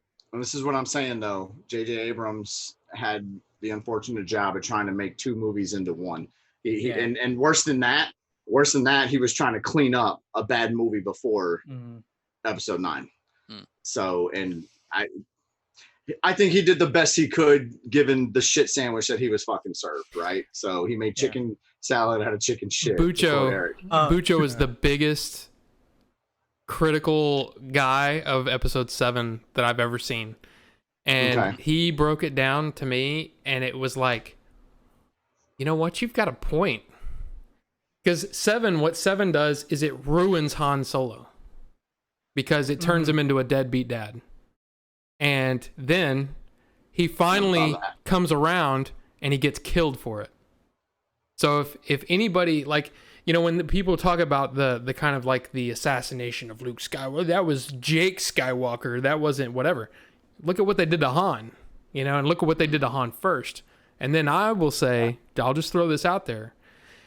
JJ put Luke on that island, not Rian Johnson. So that's just one thing too, I'll just say.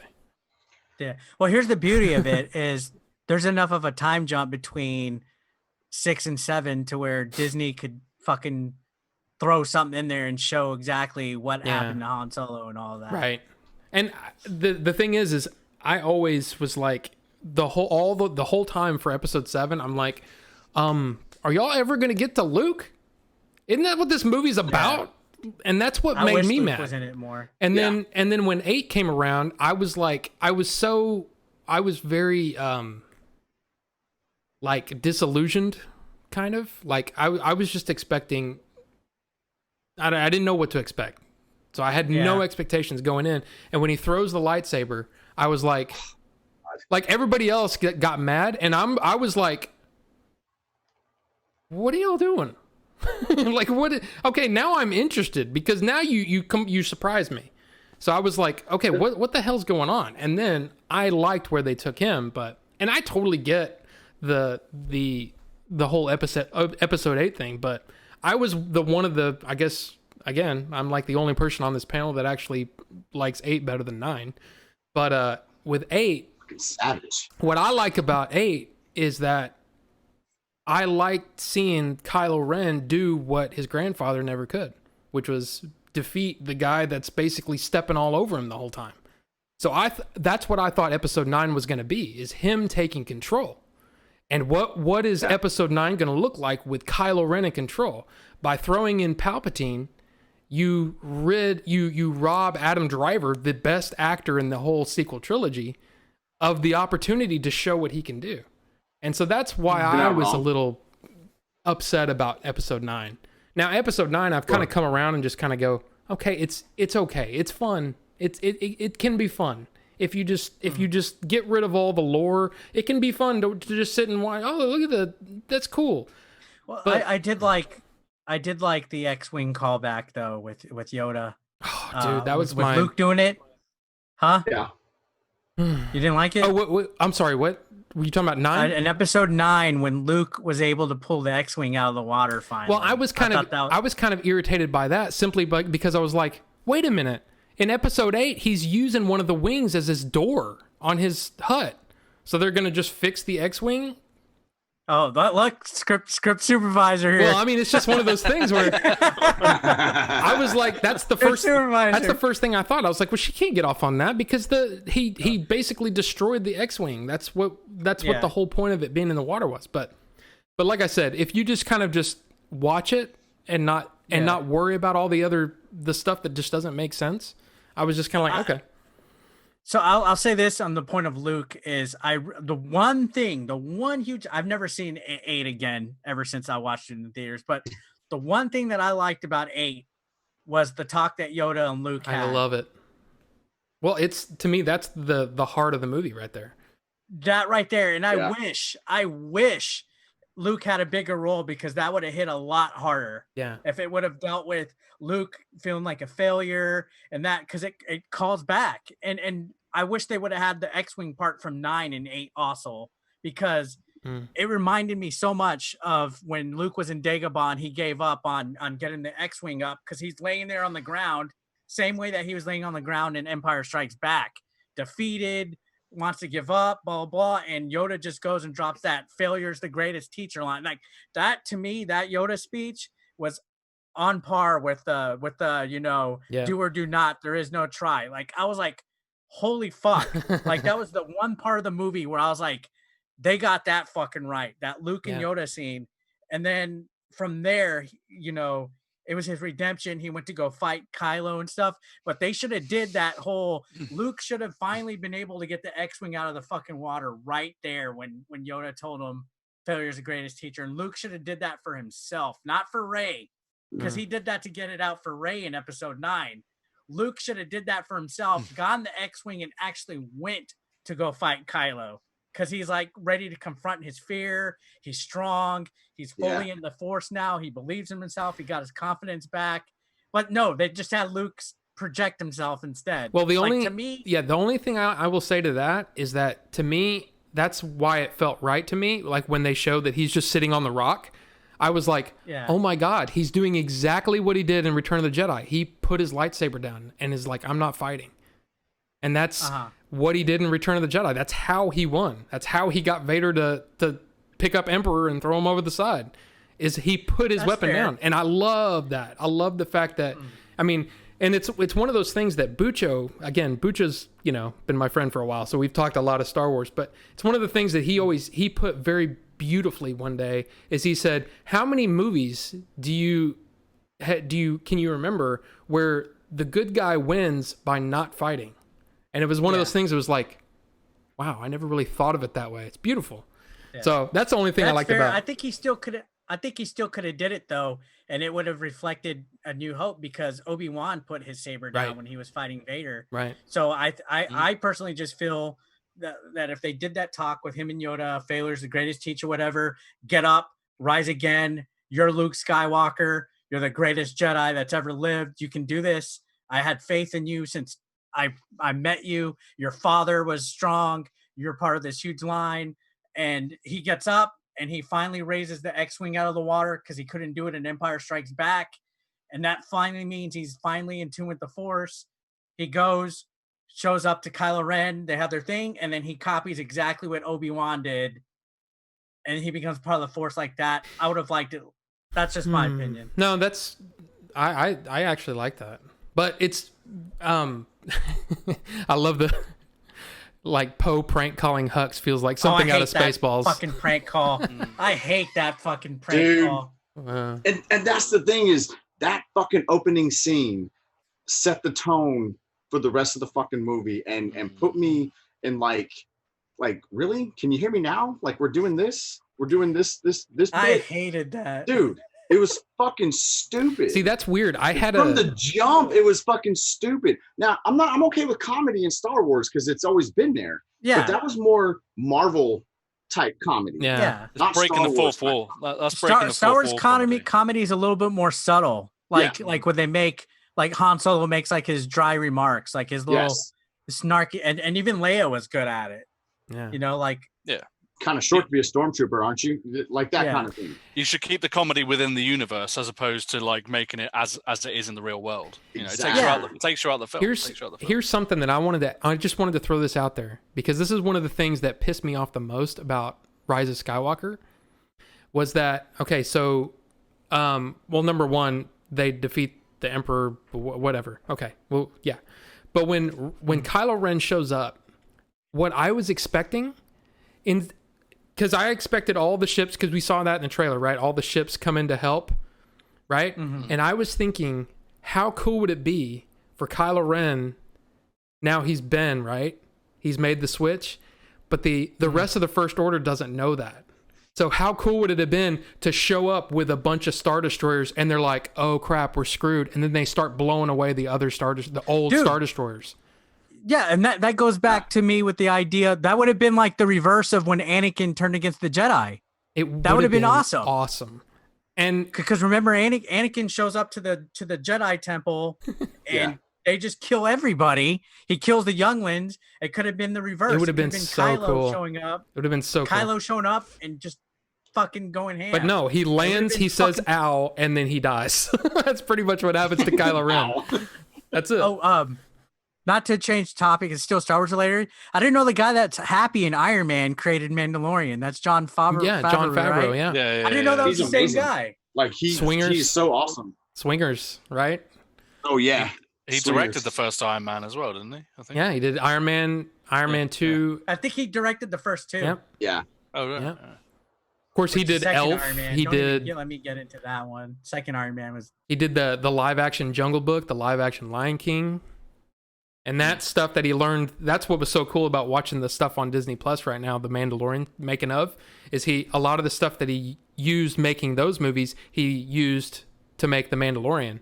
And it's just, it's so cool. Like that whole virtual set that they've got with the 3D, rear projection. Oh God, it's so cool. Yeah. And using it's basically gaming, they build it in a game engine.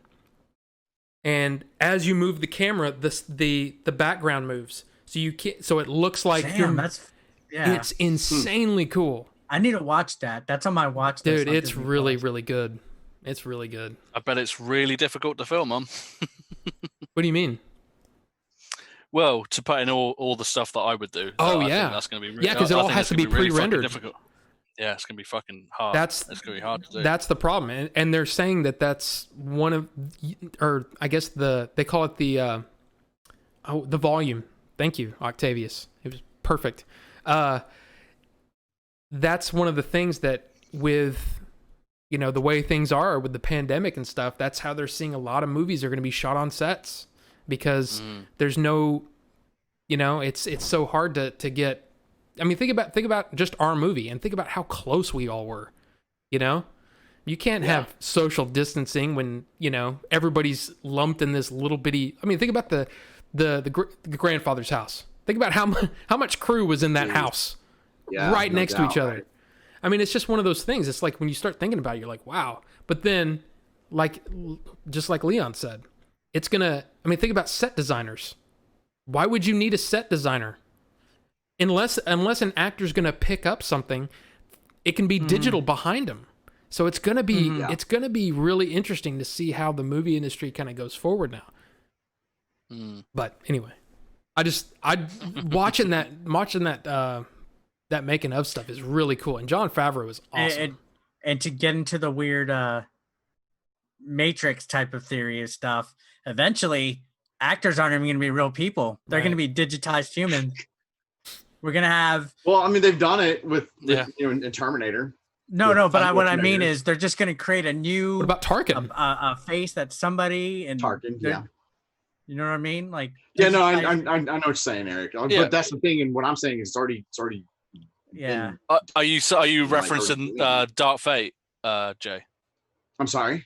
Are you referencing Dark Fate, the new one, the new Terminator? The new Terminator? No, I think it was the one before that. If you watch, I know what you're talking about. It still didn't look quite right, but in Terminator Dark Fate, you've got Edward Furlong, who was there on set apparently, but you've got him back as a kid, and it looks like Edward Furlong. It looks like Edward Furlong. Interesting. It looks like. I was like, oh wow, was this filmed back when they did too? That's how good I thought. That's how good I thought it was. It's like, Tarkin. Robbie brought up Tarkin. It was Admiral General Tarkin. Grand Moff. Yeah, Tarkin. Yeah, I was like, I was fooled. I was fooled, and it wasn't until afterwards where I was talking to Melvor about it, and I think I might have even been like, I can't believe he's still alive or something like that. And he was like, dude, he's dead. Like that was all CG. I was like, wait, what? Like I was fooled by it. Well, they had the actor with all the dots, all the tracking dots, and then they just modeled a Tarkin face and then put it on the face and used his actual, you know, his acting to do it. But man, didn't people think they did that with Werner Herzog in Mandalorian, but he was actually alive?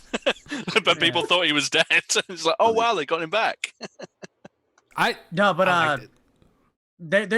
think technology is cool with that, with standings, of course. I mean, could you imagine if they'd made a new Dracula with fucking Bela Lugosi in it, like now, like somebody standing there? But what I was meaning is, don't even have humans on set. Just make a huge computer fucking person, dude.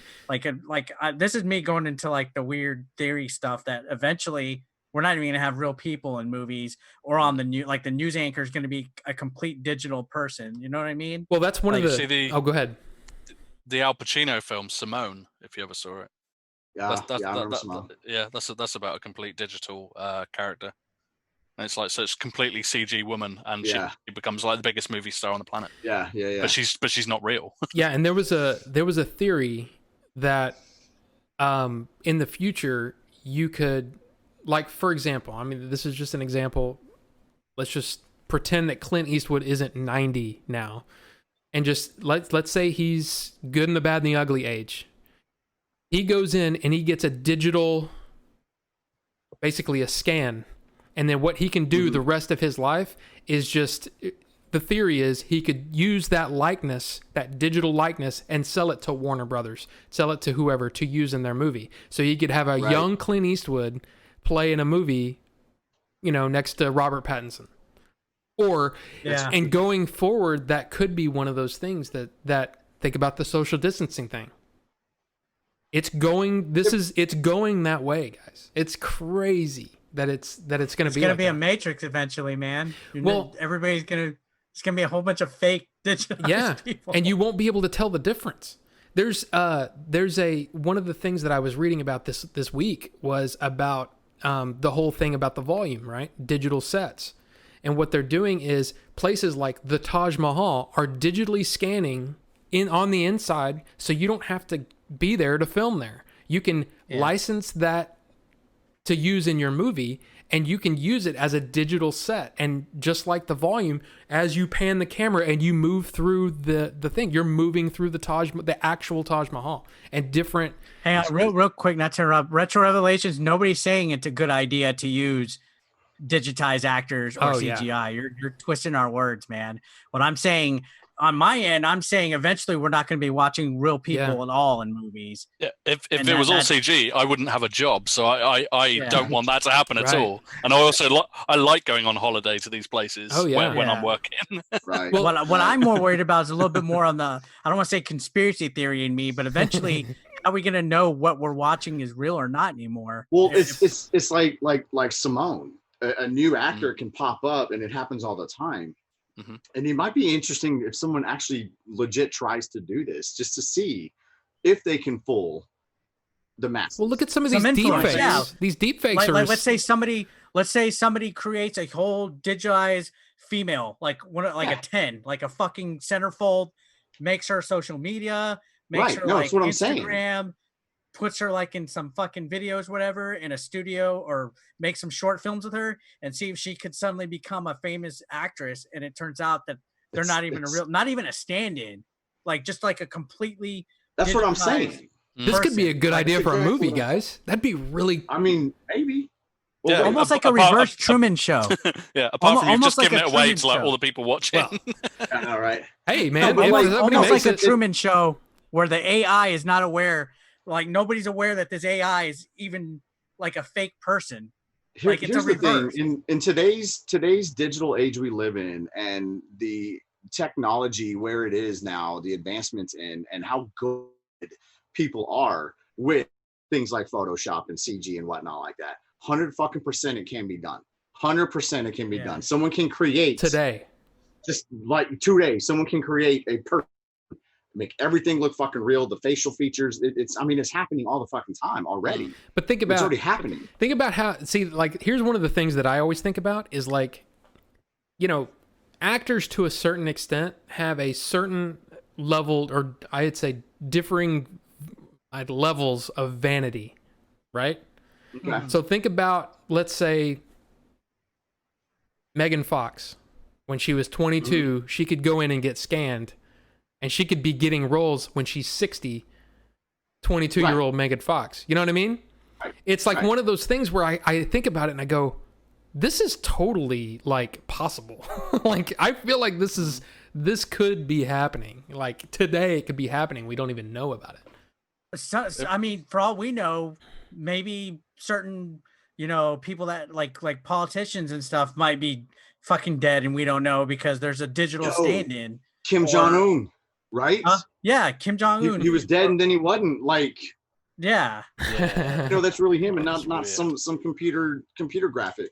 And I'm leaning more towards it of us being in a simulation to where we don't know what technology is going to be to the point where we can't even tell who's real or not anymore. I'm not even holding this phone right now. Dude, I'm just saying, like, it'd be absolutely easy to create someone, and again with Photoshop, like. Motherfucker can travel the world, have an Instagram with millions of followers, a fucking Twitter with millions of followers, and all a fucking farce. Like, damn, that'd be like one of the biggest fucking like curveballs thrown at society ever. I mean, have you guys seen some of those deep fakes? Like Chris Pratt as Indiana Jones, and it's like Back to the Future deep fakes, and they're insanely. I mean, like. Because we know the movies, we can see the. I was like, oh, that's weird. Yeah. Tom Holland doesn't say that word like Michael J. Fox does, or whatever, Yeah. But it's still like if you didn't know, you'd go, yeah, that's interesting. Well, I've seen deep fakes even like presidential speeches and stuff. Like people do old ones. Like I've seen people take like where they basically use like an actual video footage of an old speech and they just change it, and they, for whatever reason, they're able to manipulate the words too to make it. So it's like, Oh, well, sorry, but wasn't there a there was a commercial with Bruce Lee where he's playing ping pong with nunchucks. That's real. You guys seen that one? But that's real though. Apparently, like that's not it was real. I don't think it was. That's the thing. It was like for a phone commercial. I've seen well, I could be wrong. You think it is? I'm wondering if Octavius is saying deep fake on this Bruce Lee. I don't think so. That's probably too fast. But no, I'm pretty sure I saw that in a documentary like years and years and years ago. But I could be wrong. It could be the Mandela effect. Who knows? I mean, we do have Eric here, so. Mandela effect. I mean, do I think Bruce Lee could play ping pong with nunchucks? Yes, I do. I think he was a fucking real life Jedi. That guy was insane. I think he was a real life fucking Jedi. I find that stuff really like Eric is saying, you know, it's really, really interesting, but it's also really freaky. If you really start applying that to other parts of life, you're like, dude, how are we going to know if anything is real? You know? I mean, not anything, but we're gonna start. It's gonna start being used a lot more than we realize it. Yeah, I'll tell you that for sure. And think about it. I mean, they've already got us trained to think in sound bites, you know, in 140 characters or however much. All you have to do is do a 2-minute little speech or whatever. Take you maybe a couple of months to generate. Throw it out there. And one of the things too, somebody, I think it was it might have been Buccio talking about it's Nick saying about in The Irishman, you know, they de-aged Robert De Niro, but when he's kicking the crap out of that guy at the beginning of the movie, as when he's young, it still looks like an old man kicking him, you know what I mean? Like he's moving like an old man. It's like, why didn't they just get a young guy to play that part and just put De Niro's face on it? Yeah, I mean, that's what they should have done, right? But it was still, man, it's just. Well, like even with like Will Smith looking young, and he looked like 1995, 96 Will Smith and Gemini Man. Yeah. You know, it's fucking weird. Or you go completely the other way, and like in Looper, when they just put a load of weird makeup on Joseph Gordon-Levitt to look like young Bruce Willis, which looked very, very odd. Then think about Robert Downey Jr. in what was it, Civil War, right? When they dude, that was crazy looking. Or fucking Benjamin Button.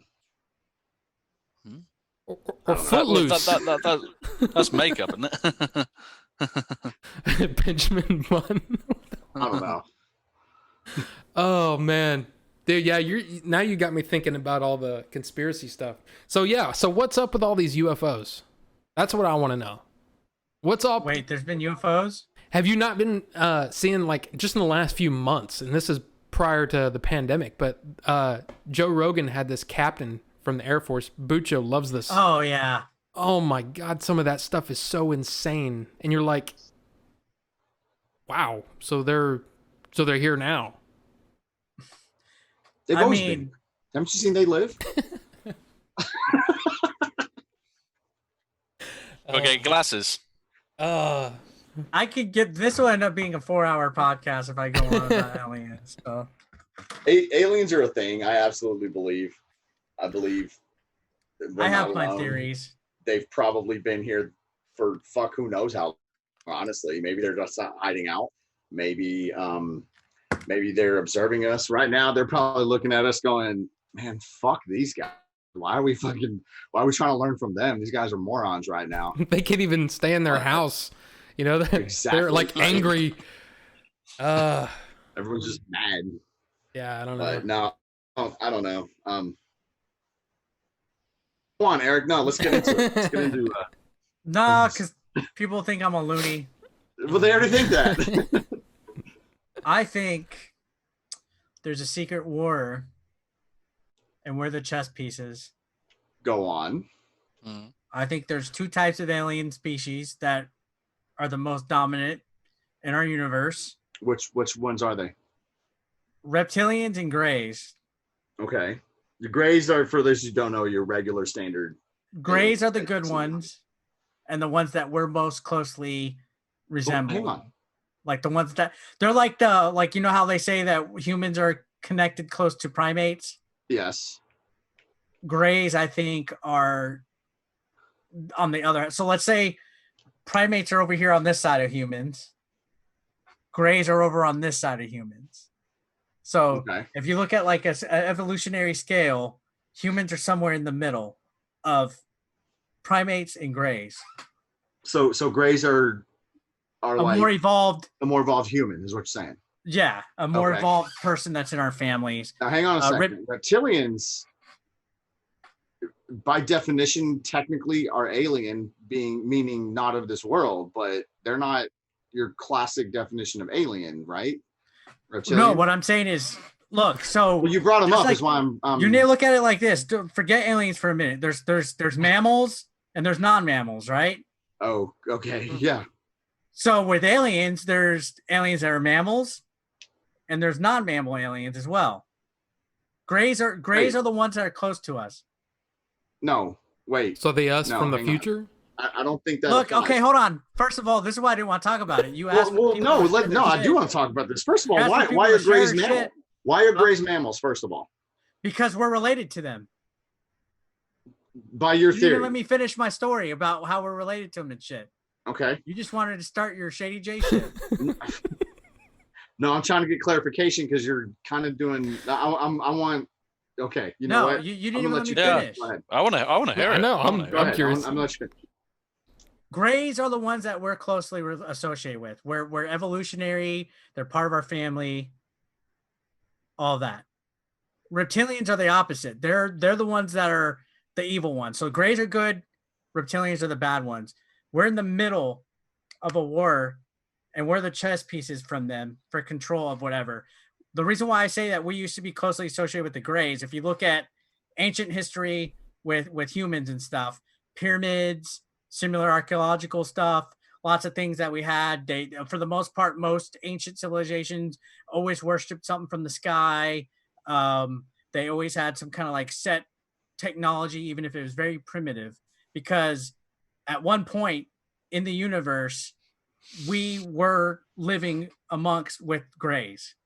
And I honestly believe it goes beyond just planet Earth. I think at one point humans were living on Mars, and we were sent over here because something happened with Mars where we couldn't live there anymore. So we live on planet Earth now. We grow as a society. Everything was together. All technology, all civilizations had similarities because of the grays. Something happened that caused the grays to leave. And I think what that something is that reptilians took over. And to this day, they're still controlling us in the shadows. Whether it's they're posing as politicians, celebrities, a shadow government, something like that. For whatever reason, the grays can't be here. They're gone. Now, the reason why I say all that is because I think stuff like the city of Atlantis. I think the city of Atlantis was where everything was at. That's where the technology was developed. That's where everything, it was like the Wakanda of planet Earth back in the day, where it was the most advanced civilization. That's where everybody lived at. And it's missing now because of what happened. And I think it's like a millions of years long war that's between the grays and the reptilians that's still going on today. That's what I think. So we're related genetically. Wait, I'm. Hang on, Robbie. Wait, I have. There's a lot of things I need answered real quick. Sorry, hang on. And I might ask your question in this. This theory you have that we're related to aliens is based on the fact that throughout history we've quote worshipped things in the sky, right? And nothing else. Let's say for a minute aliens did coexist with us on this planet. All right. Does that mean we're related to them? Because we coexist with bears and deers and all kinds of other shit that we're not. Okay.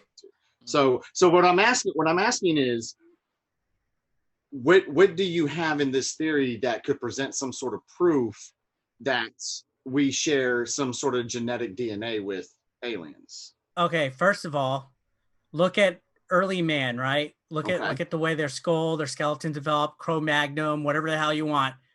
Looks completely different than a modern day human, right? Okay, yes. Because we evolved. Sure. Somehow. Sure. Right?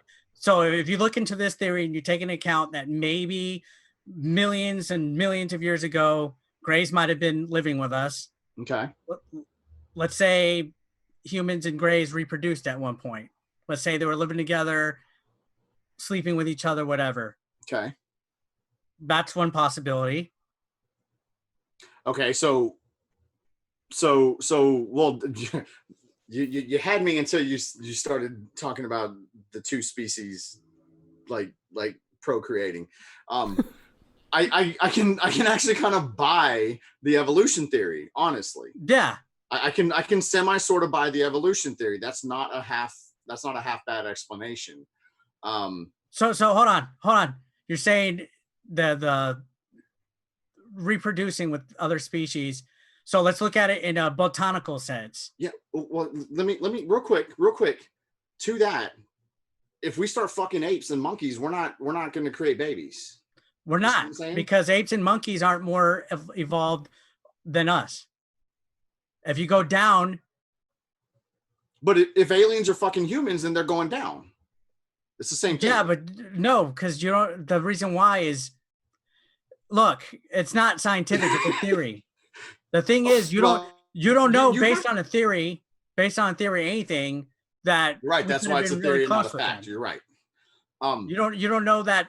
You don't know if maybe humans and grays share the same chromosomes.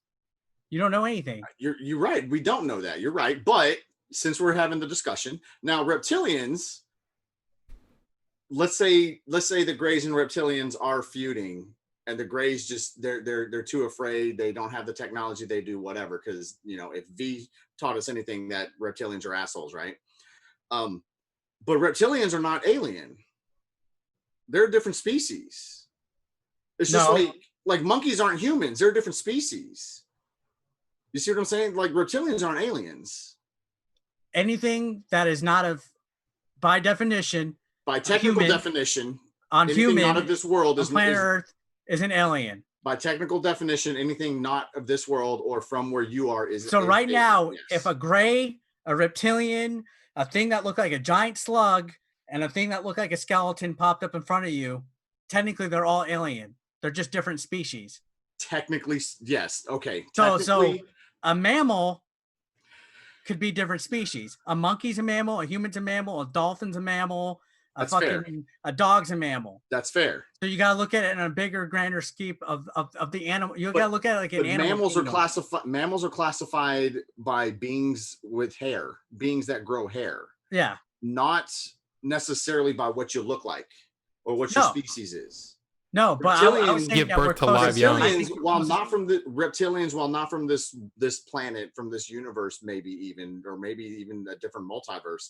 They're alien in the definition where they're here when they're not supposed to be, kind of, sort of, or they're here and not from here. But they're not alien in the traditional sense of the term when you're talking about grays and stuff like that. You're completely wrong. I'm not completely wrong about that. Reason why grays and reptilians are different types of aliens is because grays actually don't lay eggs. Reptilians lay eggs. What classifies mammals is not so much hair, it's the giving birth to live young. The birth. Okay. Just like dolphins don't. I don't think they have hair.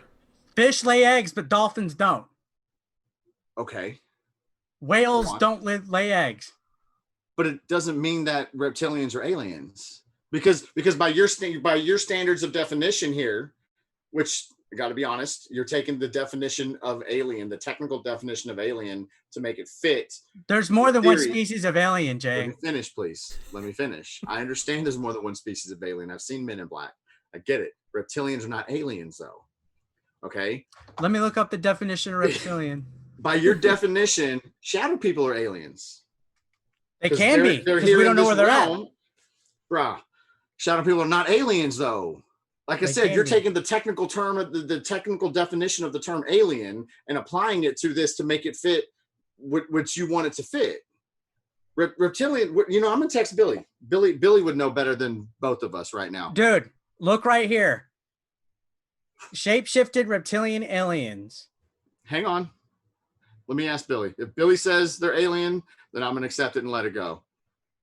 But no, what's funny with you, Jay, and I gotta pick with this.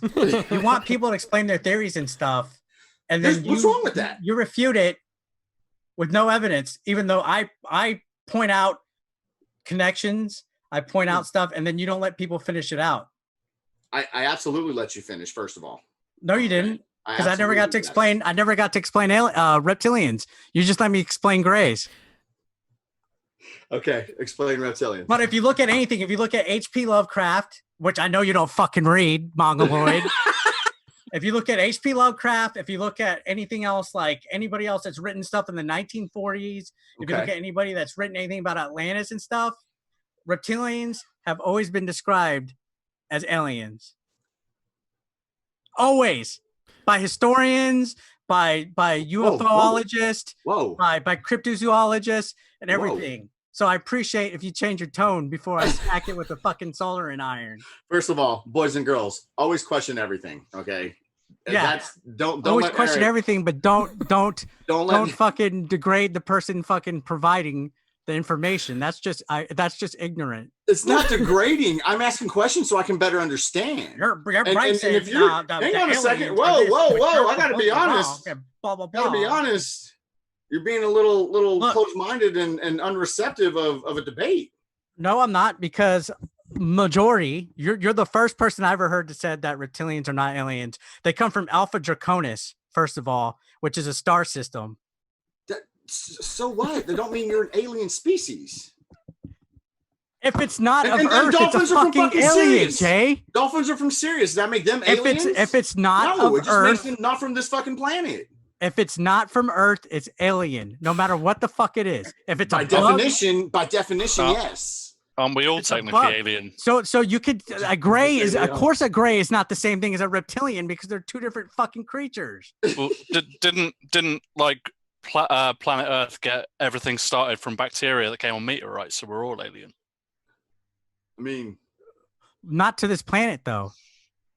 Really? Not to this planet. But that's what I'm saying. You're taking the technical definition of the term, because is a Bigfoot an alien?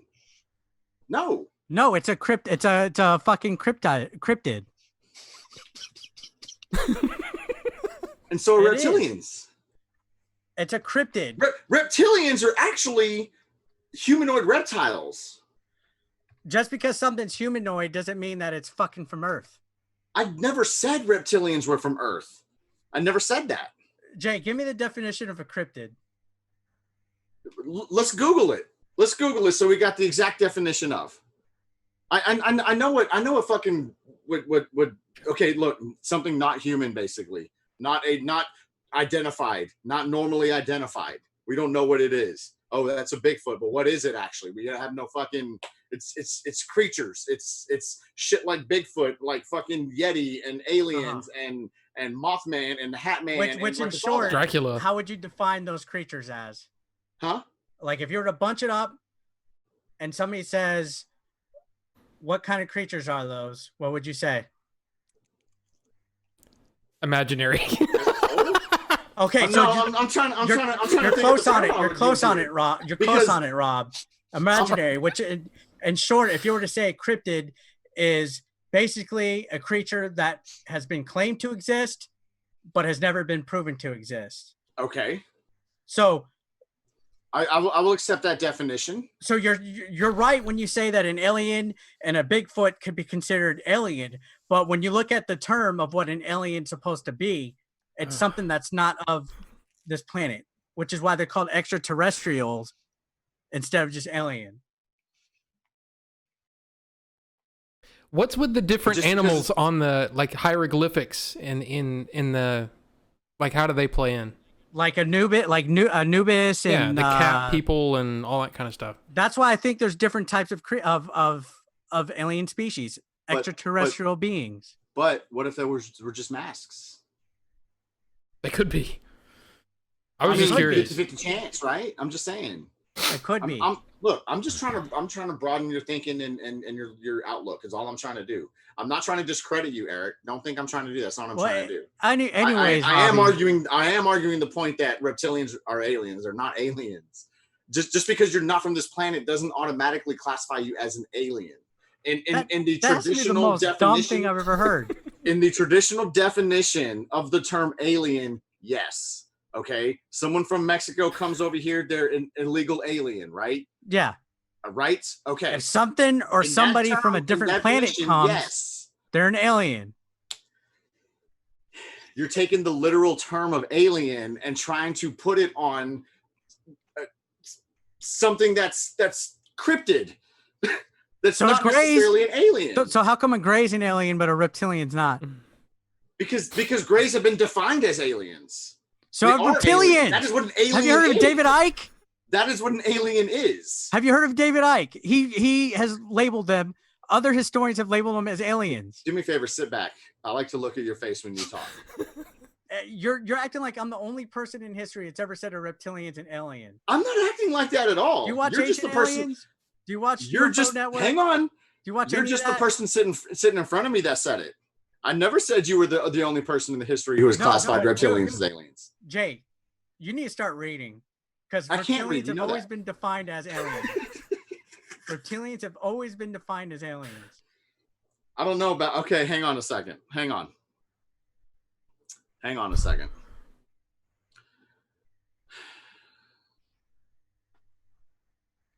They've always been.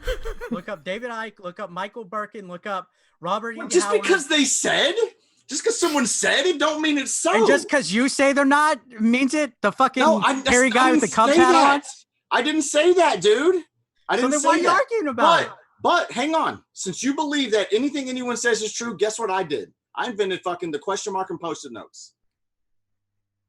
You know why? Because I said it. That's why. No, but the reason why I'm saying it's aliens is because that's what they've been classified as. Dude, just because someone says something don't mean it's fucking true. That's what that's why it's called a theory, you dipshit. Is that a fair statement?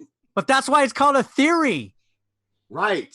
But in your So theory, what's your argument? In your theory, you're supposed to be looking for proof to back up to turn it from a theory into a fact. But if all you're doing is listening to some other motherfucker regurgitate something some other motherfucker said, you're just chasing your tail. I said my own theory. You're that little dog running around in fucking circles right now is what you're doing. Because you're not actually looking for proof. You're not looking for the answers. You're listening to everybody else's. Jay, prove to me that you're right. Dude, this is the first time.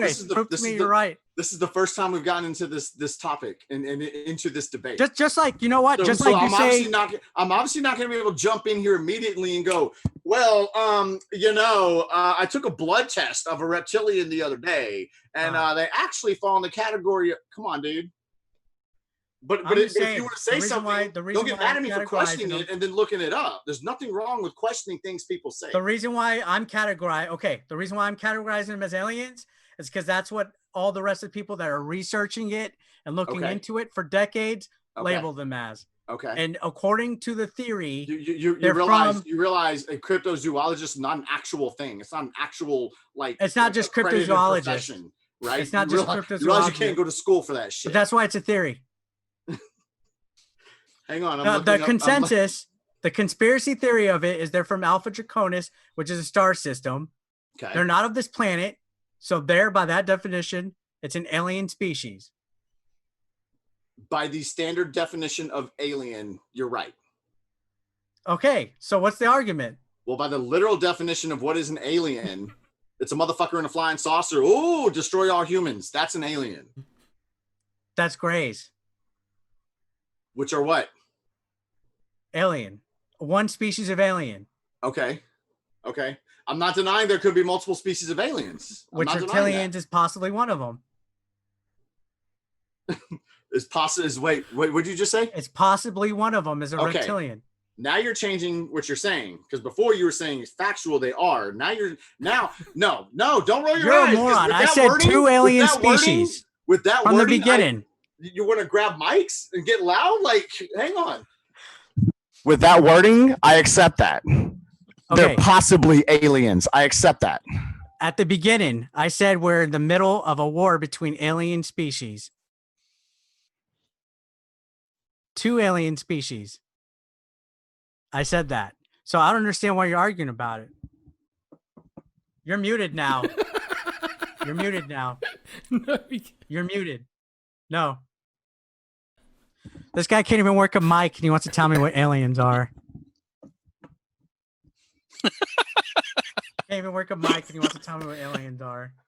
Never mind that there's been people since the fucking 60s in the 40s, labeling reptilians as aliens. Okay, how about now? Yeah.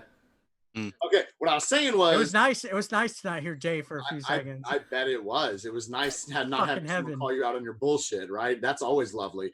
What I'm saying is I'm trying to draw lines and definitions here where you refuse to do it. You're lumping. And in the traditional sense of what is an alien, something not of this world, not of this planet, not of this country, you're right. And I said that. But just because they are alien in that definition does not mean they are an alien species. And that's all I'm saying. And when you reword something and you go, it's possible that they are, that's going to make me listen to you a little bit more. That's why I said at the beginning, they are. It's facts. That's why at the beginning I said my theory. I said my theory is that we're in the middle of a war between two alien species, the reptilians and the Greys. So let's go to that for a minute. Why do you think that? What proof do you have, if any? And just based on the stuff that I've been reading. Look at what Wood says. Okay. Wood put it pretty well. He said all poodles are dogs, not all dogs are poodles. All Greys are aliens, but not all aliens are Greys. No, I agree, but it don't mean reptilians are Greys. And just because you say it doesn't mean that doesn't mean you're right either. You're right. You're right. So then what do you go on about? Now you're thinking. Now you're opening up your mind a little bit more. Okay, but guess what? I've succeeded in this conversation. But that's why theories. I don't even need to be right. I did what I wanted. Okay. Anyways, peanut gallery. My theory: reptilians versus Greys fighting over the human species. Okay. Basically, they're fighting over us. Yes. Okay. Because Greys were teaching us our full potential. Greys were teaching us technology. Okay. Greys were making us a more advanced society compared to when we were Cro-Magnon. They taught us how to build the pyramids. They taught us how to make the calendar. They taught us all this stuff back then. And then all of a sudden, it just vanishes. Okay. And humans do not advance because reptilians, once they took over, make it a point to oppress us. That's why you hear so theories, our government are the reptilians. Yeah, that's why you hear theories of how like smartphone technology has been around for decades and we're just now barely getting it. What made the Greys irk out and be like, fuck this shit, we're gone? It's a war. What happened? It's a war. It's a war. Maybe the reptilians fucking fucked them all up and we're like and scared them off. Okay. That's my theory is we haven't been able to be saved again by the Greys because maybe Roswell was the catalyst that made them leave. Yeah, that could be a possibility. But basically the reptilians are too strong. But a crashed ship does not mean it was shot down in war. A crashed ship could mean the nobody said flux that capacitor went bad in flight. You know what I'm saying? Flux capacitor?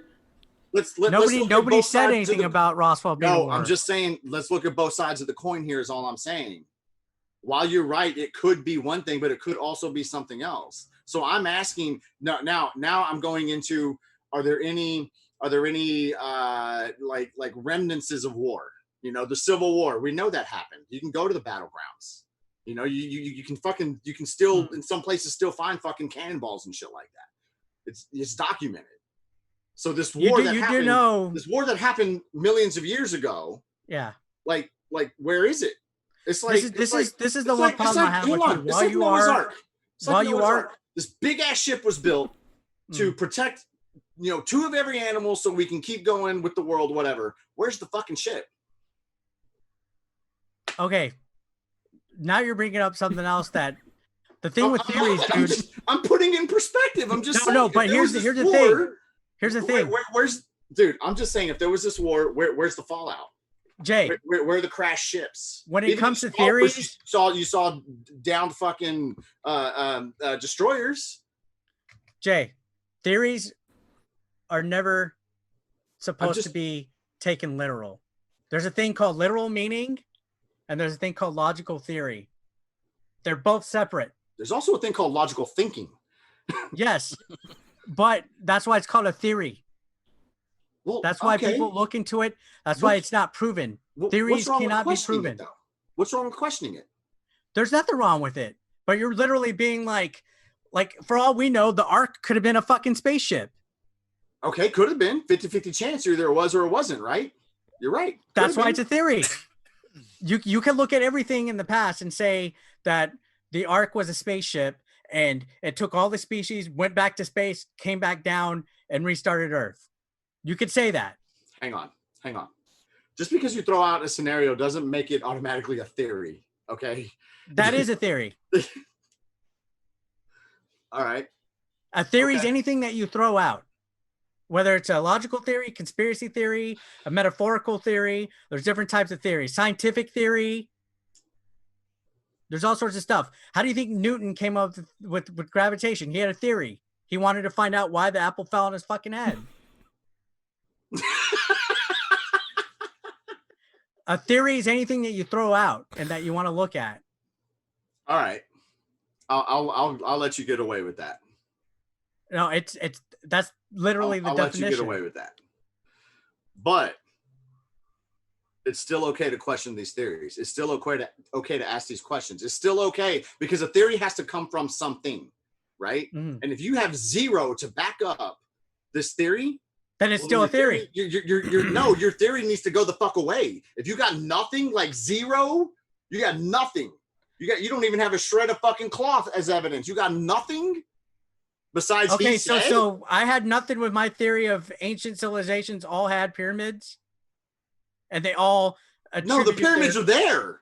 The pyramids are there. Yeah, that's part of my theory.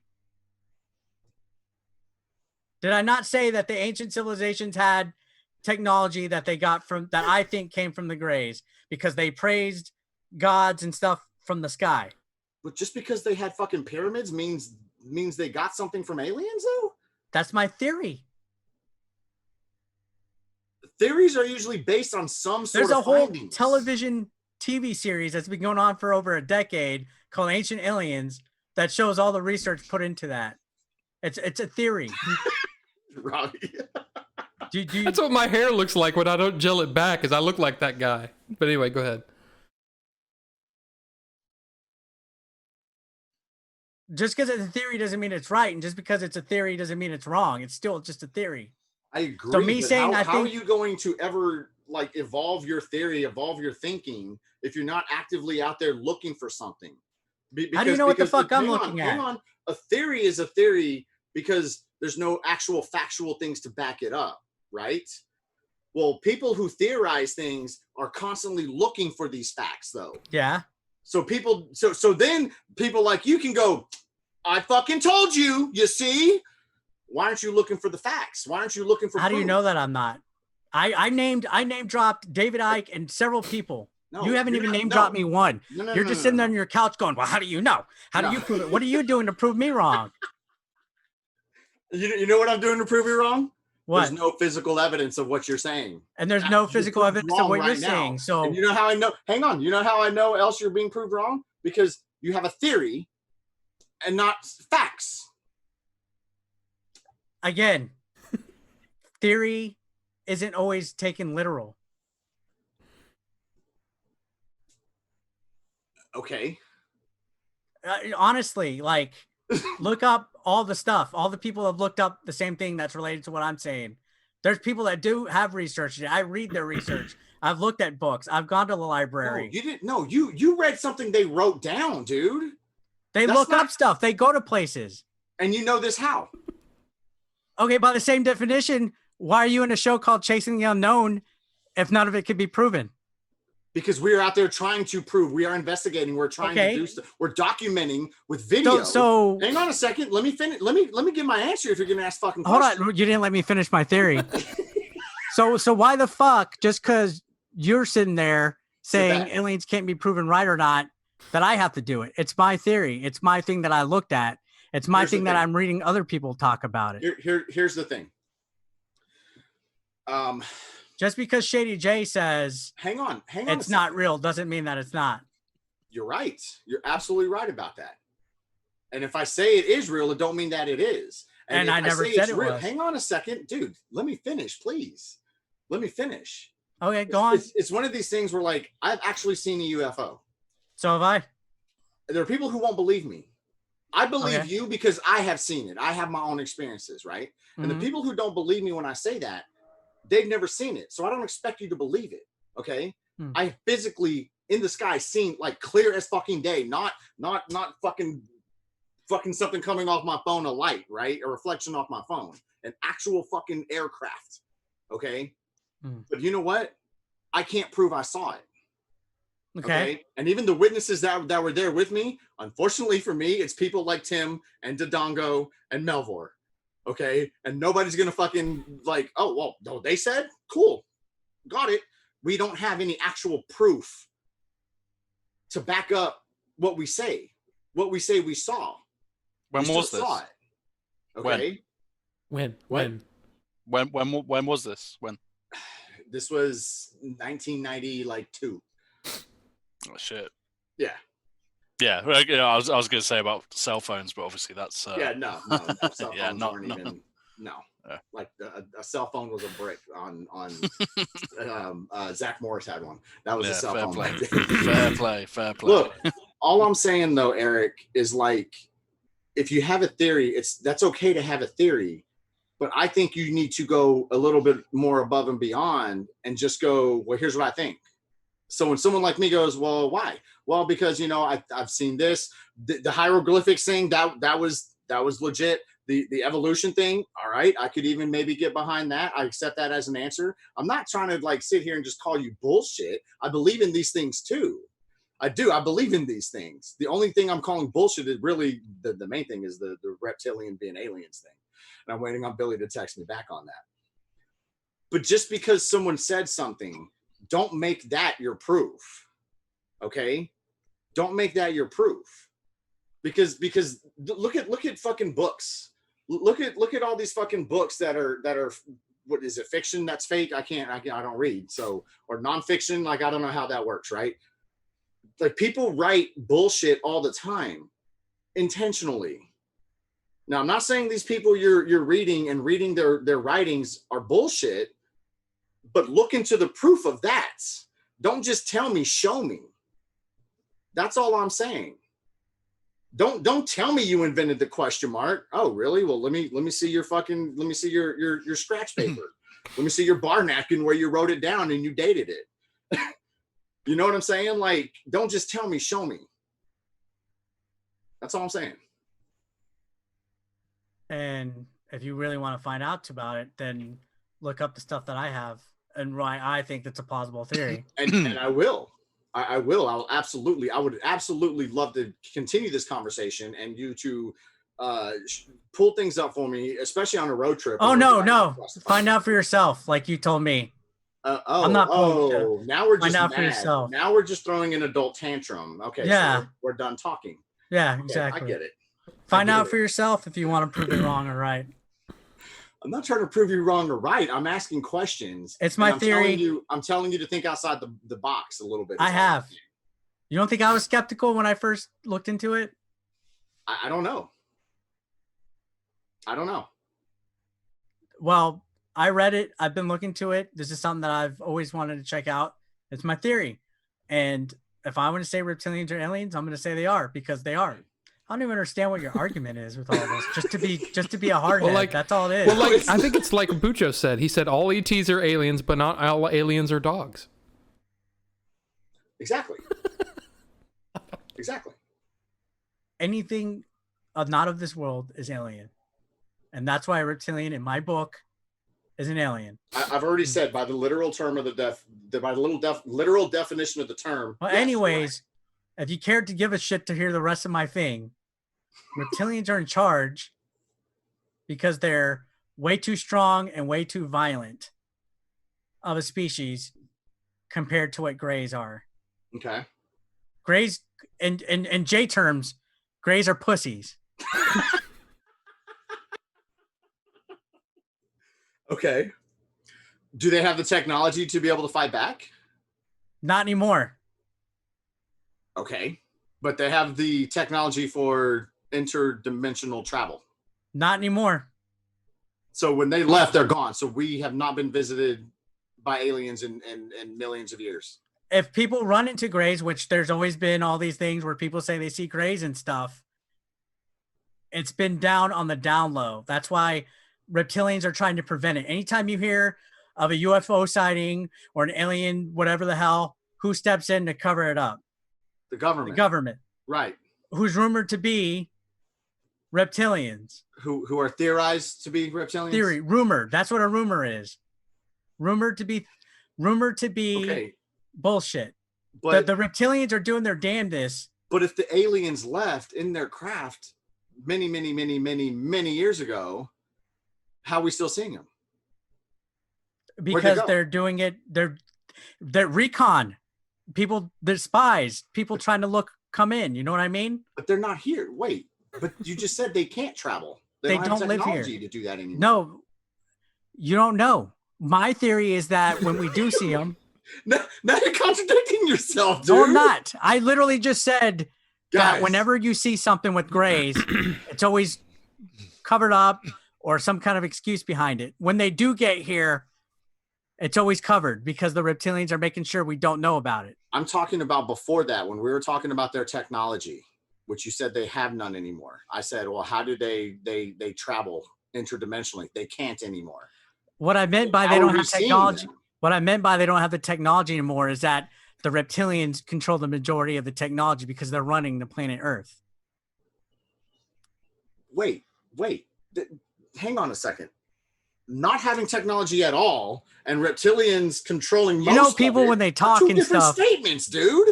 And that's what I said. That's why I corrected it. I said what I meant was that they're not in control of the technology. So they do have technology, though. It's possible. 2 minutes ago, you said they did not. That was me putting my thoughts out, not getting them right. Hang on. You take everything too literal. You never leave stuff open. What do you mean? No, I'm just not taking what you're saying. Okay. So let's put it in closer sense. Let's say Eric and Jay lived in a colony. Let's say we lived in some kind of community, right? Okay. Let's put it in a sense where we lived in some kind of a colony or a country that was well developed and had like weapons and this and that, and we escaped it. Okay. Now let's say one of us goes on a recon mission and steals a tank. Okay. We have that technology now. Okay. It's not out of the realm that aliens throughout the years or whatever, how long it's been, have been trying their best to sneak on planet Earth. But you said they left. You said they don't live here anymore. Huh? They don't live here anymore. But you said they left and they lack the technology to be able to come back. They lack the technology to be able to come take over the reptilians, is what I meant when I said that. Okay. They can't win against the reptilians. Okay. So had I not questioned it, you wouldn't have been able to clear it up. The Greys might have ships. They might have something, but they don't have the stuff that the reptilians have. They're overpowered. Okay. That's why when you see a Grey, a story about people seeing Greys or whatever, it's always quickly pushed aside because the truth is always hidden. Mm-hmm. That's my theory. I think no matter what, the Greys are never going to be able to overthrow what's controlling planet Earth right now. And the humans get fucked because we're missing out on becoming more advanced because the Greys never got to finish teaching us. Okay. That's my theory. It's interesting. So then UFOs are real then. Now, hold on. Just because something's a UFO doesn't mean it's from space. No, I know. I was just playing around. Okay. You're right. Because UFO by definition is what? Unidentified flying object. Now, another theory I have about UFOs is I think they're time machines. Go on. I'm listening. That's just something I think. No, I'm not actually really engaged in this one. I want to hear this. That's just my thing. I just think they it's not out of the realm that they could be time machines. Who knows what the fuck it is? That's one thing I think. Okay. Why? Sorry, Tim's texting me. Why what? Why would they be time machines? Well, I mean, for what Well, purpose? for one, Columbus said he saw a wheel in the sky made out of fire. It's not out of the realm that maybe a time machine was Columbus said there. that? Yeah. Okay, hang on a second. Now I'm definitely getting back to where'd this quote come from? Columbus has it written down in his exploration journal. Okay, confirmed his journal. I'll Google it. Okay, But that's, well, no, if that's I'm just, you know, I again, don't tell me, show me. Don't shake your head, Rob. No, guys, if you're listening, fucking A, question everything. Eric does question everything. Question everything. Look, I'm just, I don't even know what to even interject because I'm just enjoying watching this. You guys are stressing me out. I'm gonna go take a dump. Eric, if you're saying it's a time machine, but they're around for millions of years as well, what would be the purpose of the time machine if they're always there? Well, they had to get here at some point, right? all right, Jay. That's what I'm saying. It's like it's going through the timeline. Hold on, Leon. So, The 1492 light sighting was a sighting of an unknown light during the first voyage of Christopher Columbus on October 11th, 1492. It was also spotted by some crew members of the Santa Maria Pinta and possibly the Nina. Shortly before the landing on Guanahani, the light was reported in Columbus's own journal. He described the light as a small wax candle that rose and lifted up, which to few seemed to be an indication of land. He also received a reward for seeing this. Proposed explanations. There's all sorts of stuff, but yeah, it was documented in his journal. Okay. Now, So that's just one reason why I'm like, wow, what? Like, this is just me thinking, okay, wow, what the fuck? What if that was like a time machine or some shit? is there pictures of this journal? Is there pictures of this page? I don't know. I haven't looked into that. And that's what I'm saying. All you did was read something someone else fucking wrote. It's a source saying it was in his journal. Did they cite a source? Did they there has to be something. Am I wrong, guys? I'm just saying. That's what a citation No, is. there was a message. There was a message in. yeah, I saw the message. It says, Eric, I that is saw the called message as well. stars. Yeah, I saw the message as well. Oh, that came from David Rivas, who's like one of the biggest fucking idiots on the fucking internet. Now, hang on. That's not a theory. That's facts. I was actually thinking I'm that looking to see there's a documentation like in, I want to say the 11th century or something like that, of a huge fire in the sky, and it turned out it was a supernova, and that it basically made it like daytime. And you know, of course, they're very rare. The stars or the life cycles of stars are, you know, crazy long. So they're rare, but that apparently you could see the supernova from Earth, and people documented it and said it was all kinds of crazy stuff. Well, see, you got to remember that was in 1492 when Columbus wrote that. To him, that was a UFO, no matter what it was what it was. To us, maybe it's a star, like David Rivas says, but you got to look at it from Columbus's perspective. To him, it was something that he didn't know what the fuck it was. That's fair. And then for me to sit back and say, wouldn't that be cool if that was actually a time machine that was looking at it? That's not wrong for me to think that. No one said it was wrong. No, but I'm responding to David now. To be fair, David can be a little trolly. I know he is. He fucking knows it, and I know Eric knows that. But no, that's why I think like that. Why I think that's an interesting theory of thought. My book. But I mean, that's like me saying, how can we prove that time travel is real? That's like if I said right now, if time travel is real, whoever invents it will show up in my fucking room in 10 minutes from the future. I mean, that's not fair because. What if they haven't watched the show? Yeah. Yeah. Right? What if 100 years from now they're watching this show and they see me say that? Yeah. You know what I mean? I want to believe in time travel. I wish it I don't. Time travel will fuck everything up. I don't. Yeah, it could in theory if you're a fucking idiot like fucking Doc and fucking Marty, fucking morons. Which don't get me into Back to the Future time theory. I think the way they leave a lot of plot holes out of that. Well, there's the whole thing, right? As soon as time travel is invented, and as soon as they go back, then that creates a new timeline so that they wouldn't just show up in your room at all because we're in this timeline. So if later down the road, but in Back to the Future, it doesn't create a branch. It just takes over. It's just a new current moment right. It's is. just a new. In a way, Marty McFly was a selfish motherfucker. If you think about it, he was. Because what did he do? He went back and it changed his whole family's life. They're not aware of it. Only he is, because he's the only thing that was a constant in that time split. So, like, I guess his sister started getting dates, wasn't fat anymore. His brother wasn't a fucking hot dog guy, whatever the fuck he was. Corn dog, I think, is. And his dad wasn't a fucking loser.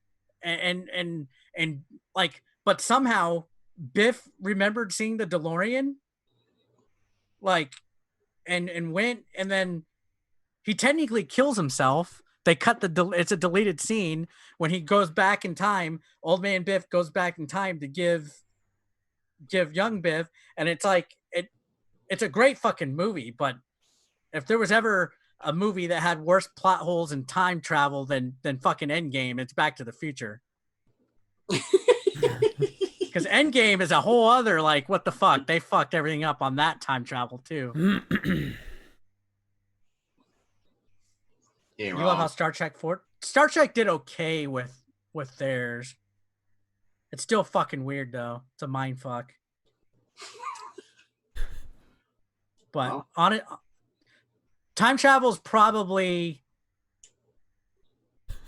next to impossible. If that ever happens, the very fabric of how life works is going to be changed. Like, if I ever see a motherfucker say I invented a time machine, I'm destroying it. Like right now, hypothetically, if time travel was invented at all, stuff could be changing right now. We don't even fucking notice it. You're right. Mandela but just because effect. just because time travel could exist or might exist in the future doesn't mean it's going to fuck everything up either. What if you just want to go back in time and just watch and just like sit on the fucking Great Wall of China and watch the fucking battles and shit going on and not do anything and not fuck everything up? Now then there's the butterfly effect theory. Yeah. Where even stepping on, a fucking flower is going to change the whole fucking whatever. But that's why it's a theory. You can't prove that. Well, some people reckon they've got pictures of stuff like that happening. Like, I think there's like a really old video footage, like of a Charlie Chaplin film where someone's walking past. It looks like they're on with a phone. Yeah. Right. I've seen those kinds of things too. But again, Photoshop. You could just be really badass at Photoshop. Yeah. Hold on a second, Jay. You just said that's why it's a theory. It can't be proven yet. You're giving me shit for saying I can't prove my theory. No, I wasn't giving you shit for saying you couldn't prove your theory. I was giving you shit because, well, first of all, you were spouting off some things as factual, whether you think you were. No, I wasn't. Yeah, you were. I'm giving you shit because just because you took it as factual doesn't mean I was spouting it as factual. I'm giving you shit because you're giving me the impression. Let me finish, dude. You're giving me the impression that you're not doing anything to turn your theory into any kind of fact. Okay, Jay, let's get in a submarine. You're going out there trying to find proof. Let's go in a submarine. Let's go find Atlantis. Let's go. Stupid. That's why I look at people that are researching it. That's why I support the theory. I'm supporting it. Would it be better if I said I support the theory that there's reptilians and aliens that are fighting with for humans to control them? Would that be better? I mean, better? I don't know. I don't know. I think Billy's. Anyways, let's talk about other shit. I think we haven't even talked about the Game Chasers movie. I was just about to say. I think that Billy's gonna have to watch this show for Game Chasers 2. Just maybe some ideas, throw them in there. But I mean, we've pretty much. I mean, we've talked about the movie plenty. I mean, on at least on this channel. If you're watching this. If you're watching this and you haven't watched some of the other videos, again, go back and watch some of these. We talk lot. Definitely. I mean, Jay's show, and I know because of the 14-day thing, shows keep dropping off, but I'm editing them and putting them on YouTube. Oh, you're talking about they only stay on Twitch for so long. 14 days until you're a partner. Yeah, it's fucking annoying, dude, because I always want to go back and clip out certain highlights Yeah. and stuff. And You have to do it in the if first you're 14 streaming, days. like for example, this is like 2 hours and 40 minutes. It's going to be hard to remember where the fuck something's at unless you're in the dashboard putting a like a highlight, Right. like a timestamp. I would like Twitch to enable it to where the clips don't go away. I would love that, but maybe they're trying to save costs. Well, I mean, think don't about know. it. Like, I was watching a guy. He's playing that Escape from Tarkov game, which you guys probably don't have any dealings with that. No. But he streamed because they just did a wipe, which basically starts everybody over. In the last 7 days, he streamed for over 130 hours. Fuck. So yeah, so that's over 16, 17 hours a day, and he did 3 24-hour streams in a row. How the fuck did he not die? I don't know, but Landmark is his Well, the name. theory behind that is If I fucking stream for 12 hours, I'm dead. I can't even do a full 24. I've tried to do it. I played Fallout 4 for like 12 hours one day when it first came out, and I was dead. I literally slept for like a day the next day. Yeah, he was sleeping like 6 hours, maybe 6 hours, and then jumping back on for another 24. The dude's a beast. Oh, so he took breaks. Yeah. He took breaks, but it's like, okay, I thought when you said he did 3 24-hour streams, he oh no. He just did- I Like was he like, how did the fuck did 24 he not- hours, slept for 6, and then did another 24, then slept for 6. yeah. See, that's rough. Yeah, he was. I mean, it's like I'd wake up, turn it on, and like, holy crap, he's still on. This dude was crazy. fuck it. I'm gonna do it when Tony Hawk Remake comes out. 24 hours. Try to platinum the game in 24 hours. You probably could. Probably. Not Leon hasn't really talked. Leon, any kind of projects you're doing or anything like that? Me? No, fucking no. I'm sat in my room, like locked up in England. I can't do shit. So maybe if time No. travel's invented, you came to the United States right before you got locked down. I should have been, man. I should have stayed out there. I should have got locked down in the States. That'd be much better than being here. But I was due to start work in March on something I can't talk about. So, but that should hopefully be going ahead at some point. I hope so. I yeah, hope so man. as well. I hope like not just you, but everybody that I know that works in film industry, man. Same. I know I've seen some people going on their own and doing their own short films at home and shit just to keep busy. Yeah, Um, but the kind of stuff that obviously I'll be working on is not to take away from it, but it's a little bit bigger. So Yeah. we got a lot more people. I mean, obviously, like we did on Game Chasers, that was relatively big. But when you're on like a feature, considering like my department was literally me on Mhm. Game Chasers film, on Thrones there was 70 of us one day. Yeah. Damn. You know, and that's just special effects. So yeah, so I don't see how we're going to make films in this climate at the moment for Damn, that sucks, man. God knows how long. I don't know. I really don't know. It'll get back to normal eventually. I hope so. Yeah, It has to. if you guys are interested in what Leon's talking about, I mean, not to plug the YouTube channel, but I mean, why not, right? Both of those are on there. Exclamation point, Leon. Well, that's his Exclamation. Twitch channel, but the Order 42 YouTube is up, and I'm putting out all of the interviews, and both of Leon's are on there now. Damn, recurring guest. Yeah, yeah, and then No, Leon, that does suck, dude. Yeah. I'm sorry, dude. I'm hoping sending the positive vibes, dude, because It's cool, man. I mean, I don't mind. I'm sort of not smart enough, but I put away enough because I know that I could have a big gap working, and I've already done. I mean, before I did the Game Chasers film, I did 3 films back to back. So I literally I think I'd finished one film, had Yeah. maybe 20 days off, and then I contacted Billy and I was like, "Hey, look, I'm available. I'll come out." Were all of those released And, already? Or no, one was the Dark Tower pilot, which I think Amazon have actually scrapped it.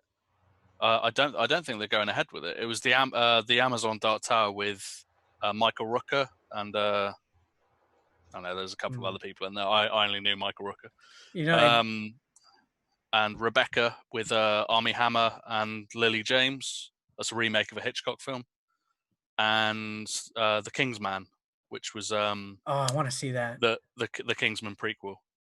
Yeah, and that was what I did literally just before I came out on the Game Chasers. So I saw the trailer for that the other day, and I was like, damn, I want to watch that. You've seen all my explosions then? That was horrible to do. Dude, it puts like it's like things like this you really don't know like how many people are affected from it. Like it's crazy because even like Walking Dead had to postpone their season finale because they couldn't finish post-production of it. And now that's actually affecting season 11 because they were supposed to start filming season 11 and they can't even start production of that.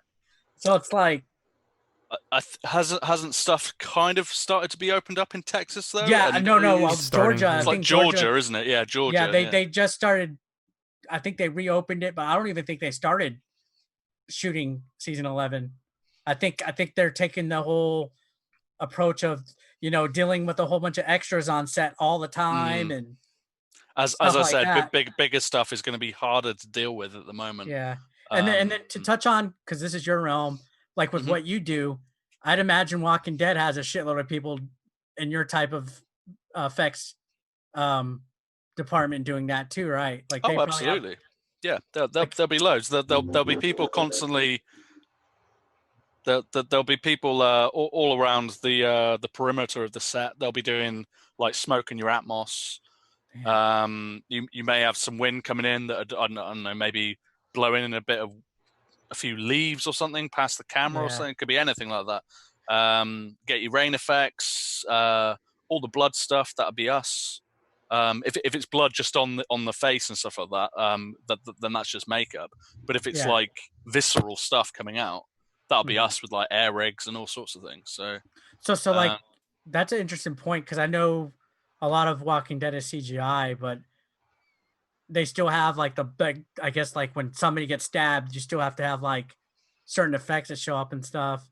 Basically, not to shit on CGI, but CGI alone with stuff like that looks bad. Yeah. But when physical effects do it, it looks okay or it looks good. But when you do physical and then you accentuate it with CGI, it looks good. Yeah, it's like we did some fire stuff. What was it on Dark Shadows like 10 years ago or something like that? And obviously we did an explosion which was centered on 3 specific points where we blew it all out, and we had strontium in there. So with an accelerant. So actually, the strontium is what the red is in fireworks. So it was supposed to be like a supernatural flame, but basically you've got that, and the explosion happened. It was all air, so it was all safe. It wasn't actually explosions as such. It was air and nitrogen. But if you then look at it from how I saw it and from how it was actually on film, CG actually embellished the explosion, so they make it look bigger because there were a lot of people around. You've got to be safe, and it's a lot safer to do it in post to make it look bigger. Like for instance, The Dark Knight. Like we were talking about that, the hospital explosion. That's a real explosion. They really demolished that tower. But they've also got a load of windows down the bottom. But CG put extra windows on the top. They're not really there. Oh, wow. So they just basically copied and pasted. To make it look like there's more windows that are like exploding and stuff like that. I mean, yeah. So you got to have CG as well. It can always help out. I just hope that like what Rob was talking about earlier with the whole rear projection stuff, which is kind of creeping in on Mandalorian, that I hope it doesn't completely come in, because it could be difficult for us. Yeah. Really difficult. I'm not worried, but just well, you're still gonna have. interested. I mean, I think it'd probably just mean that there's less work. You know what I mean? Because I mean, you're still gonna have plenty of directors that are, like Christopher Nolan, Yeah. who went and bought a freaking 747 to crash in Tenet. I mean, you know what I mean? It's like you're still gonna have those old school directors that want to do it for real as much as possible. So it just means that it's gonna be, maybe fewer and far between. You know what I mean? I don't think anybody's asked you, Leon. What was the most I guess intense, difficult, crazy thing that you had to work on or set up, like specific, if you could talk about it? The one which was worrying me. I mean, I didn't set it up alone, but obviously I was involved in it. It was my boss who was setting it up. But the 23-man world record burn that we did on Game of Thrones, because it was very dangerous, obviously, because you're setting 23 people on fire at the same time. Which I mean, I won't go into too much detail about how we did it, obviously, but when these people get set on fire, I nearly gave something away then. Not on that, but on yeah, you know what I'm talking about. But yeah, so you've got all these people being set on fire, and you can only have them on fire for a certain amount of time. So regardless of whether everybody's got their shot and stuff like that, you've got to run in there and you've got to put them out, because it's fire.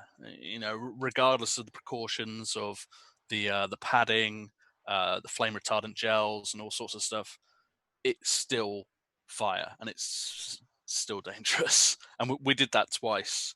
But the shot is, I don't know if you've seen the header on my Twitter page.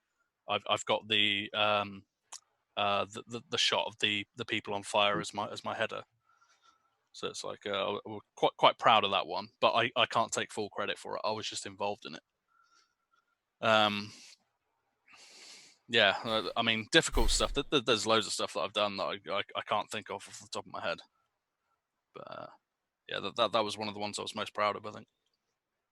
That's actually very interesting. Like whenever I talk to you or even like Yoshi about some of the stuff, it's interesting seeing it from this perspective and stuff. And I've caught myself ever since being in the movie, every single thing that I watch, I've caught myself looking at like little corners and like over here and imagining if somebody's like around hidden behind this, and like it's ruined films for me. Yeah, I was just looking at everything, like even when I don't want to tell anybody any details or whatever, but the one scene that you did where you had to, go through the car and do that. I was like, dude, I didn't even fucking think of doing it like that. I would have just fucking legitimately just made the fucking the car smoke. Well, I've not seen the footage, but looked real though, didn't it? Yeah. I just thought it was very clever, honestly. Yeah, it was. Yeah. It really was. Well, I was there. All I was doing on that day was eating chili, so I just thought, fuck it, I may as well actually have a little bit of input. You really were. Yeah, that was tasty chili. It was good. Oh, fuck yeah, it was. That's one of the things that always cracked me up about that. It's like there would be times when you're talking about lunch, when Jay would go, "Oh, that looks good," and then 10 minutes later, where the hell Jay go? Like, oh, I guess he left. I was not I was not super thrilled with catering on set. I mean, you guys know I bitched about it a lot, actually. Every damn day. And for those listening, I would literally go to McDonald's or KFC or whatever, anything, anywhere else but what the fuck they were serving. There were times where it was like breakfast was usually pretty spot on. but the actual lunch part was like why? What are you thinking? What are you like? I don't know. I wasn't I happy just about remember it the at day all. when they just went to McDonald's for breakfast. And Dude, that was the everybody best. was really happy, but then you had there was some other people on Other set that were people. going, "Why Yeah. don't you get McDonald's?" Yeah, it was Yep. just kind of funny. And dude, I'm like, this is good. Finally. Yeah. I was fine with it, but I got told to have them. I don't remember who told me to, but have a McGriddle because we don't have that in the UK. Oh. I'm pretty sure once I bit into it, I got diabetes immediately. Oh, you did. I don't like McGriddles. I like McGriddles. I don't. It was tasty, but it's like, do you want another one? It's like, no, I do not. Yeah, it's very it's actually very sweet. Like it's actual syrup in it. Yeah. I'm sure most people know what. Oh, it was good, but there's a reason why it's not allowed over here. You know, my biggest complaint with catering is why were they constantly running out of shit, running out of water, running out of soda, running out of fucking craft, like running just out of fucking everything. I didn't understand it. It's like, dude, I know you got money because I wrote the fucking check. So like, why is there nothing on fucking set? I don't know the budget in that they had to go through, but I know usually on a catering budget, I think for a film crew, each meal will cost around £2 per person. Okay, that's about right. Which I don't know, $3. Alan, is it more or less? Yours. I don't know the conversion. Yeah, I probably about $3, but per person, and then you got your breakfast and you got your I don't know, your sandwiches, which is so say total $7 a day or stuff like that per person. Mm-hmm. It will add up over the shoot, Of course.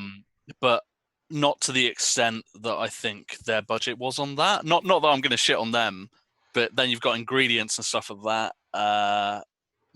No, the thing is they just weren't buying it. They weren't getting it. And that was the biggest frustration. Like the money was there. They had the fucking money to do this stuff. You know what I mean? We paid them. We obviously discussed pay with them. They got what they wanted. They got what they needed to be able to provide all these things for everybody on set. You know, they were given a breakdown of how many people per day and all this other kind of stuff. That way they didn't overbuy and waste money on the actual meals and stuff like that. But I'm talking like the basic craft services with, snacks and waters and sodas and all that other kind of stuff. We were constantly fucking out of that shit. Constantly.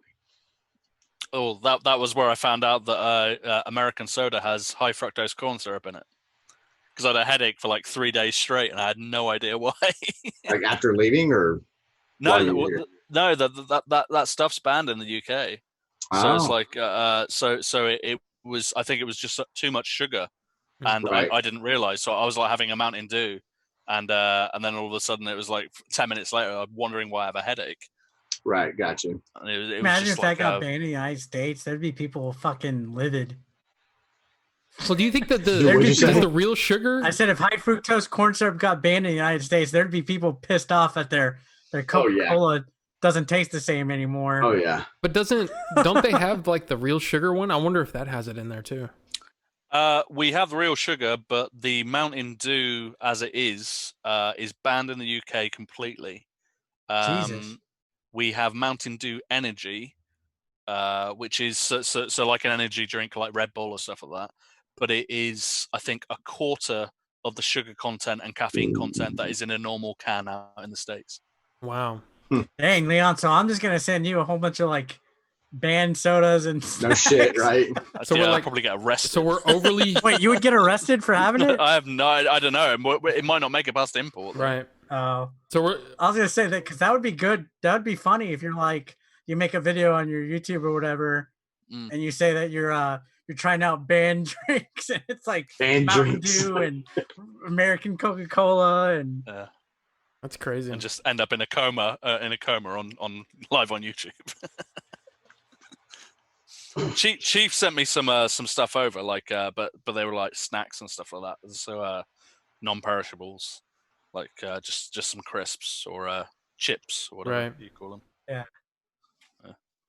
What kind? What kind did he send you? Oh fucking hell, I can't remember now. Did he like send you weird shit like ketchup Or- flavored Lay's and shit like that, or Like was it just Takis? like, No. He recently sent me because I requested them because I bought myself a pack when I stayed over Billy's on the last night, and I bought a pack of Tostitos and Okay. the queso dip, right? and I tried to look to see if we could get it in the UK, and for one bag, it was $30. Holy Fuck. shit! And about the same for the dip. So when Chief sent over my Genesis games that I bought, Yeah. because I got them sent to him, and then he posted them over, and I said, "Can you throw in a couple of bags of these as well?" And he threw in 2 bags of Tostitos, the big multi pack, the big family size ones, yeah, and 2 of the queso dips, and I ate both bags and both of the dips in 2 days. Leon sent me some snacks. He sent me some. You tried didn't them. enjoy that Marmite? My dad actually liked a lot of it. Do you like the Marmite? I don't. It tastes weird to me. What's that now? Marmite. Marmite. Marmite. Yeah. It's very bitter, isn't it? Well, Vegemite. Yeah, but it's Marmite better has than Vegemite. it's. I don't know. Never had it. I like. I always thought Marmite was beef extract, but apparently I think it's vegan. So Salty. yeah, or at least vegetarian. Yeah, it's just very salty, tasty. A question: like what's that orange figure to your right? I see its feet. Oh, that's my well, I've been looking at his feet all day. got Sonic there. The action figure looking thing to the right. It looks like a duck It's on your bed or behind you. something. The orange. Yeah. Okay. I was like, what the hell is that? I've been looking at that all stream. Oh, Well, guys, we've been going Yeah, I don't 3 have an- hours. Are we? You think we're good? hell, really? It's like 2 a.m. We good? I mean, yeah. I need to go eat. I gotta stream in about an hour or so, Yeah. hour and a half. So, but let's do it again. Let's chop This it was up fun. again. I mean, I had a blast.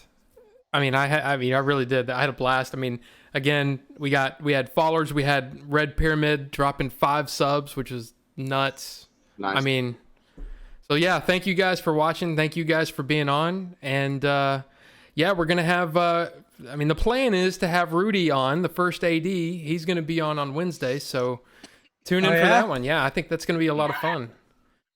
I'm at the watch. Yeah, I didn't know much about the aliens, but Eric, if you want to talk about ghosts at some point, I'll happily jump Oh in. yeah. That'd be See, fun. we need to. Yeah.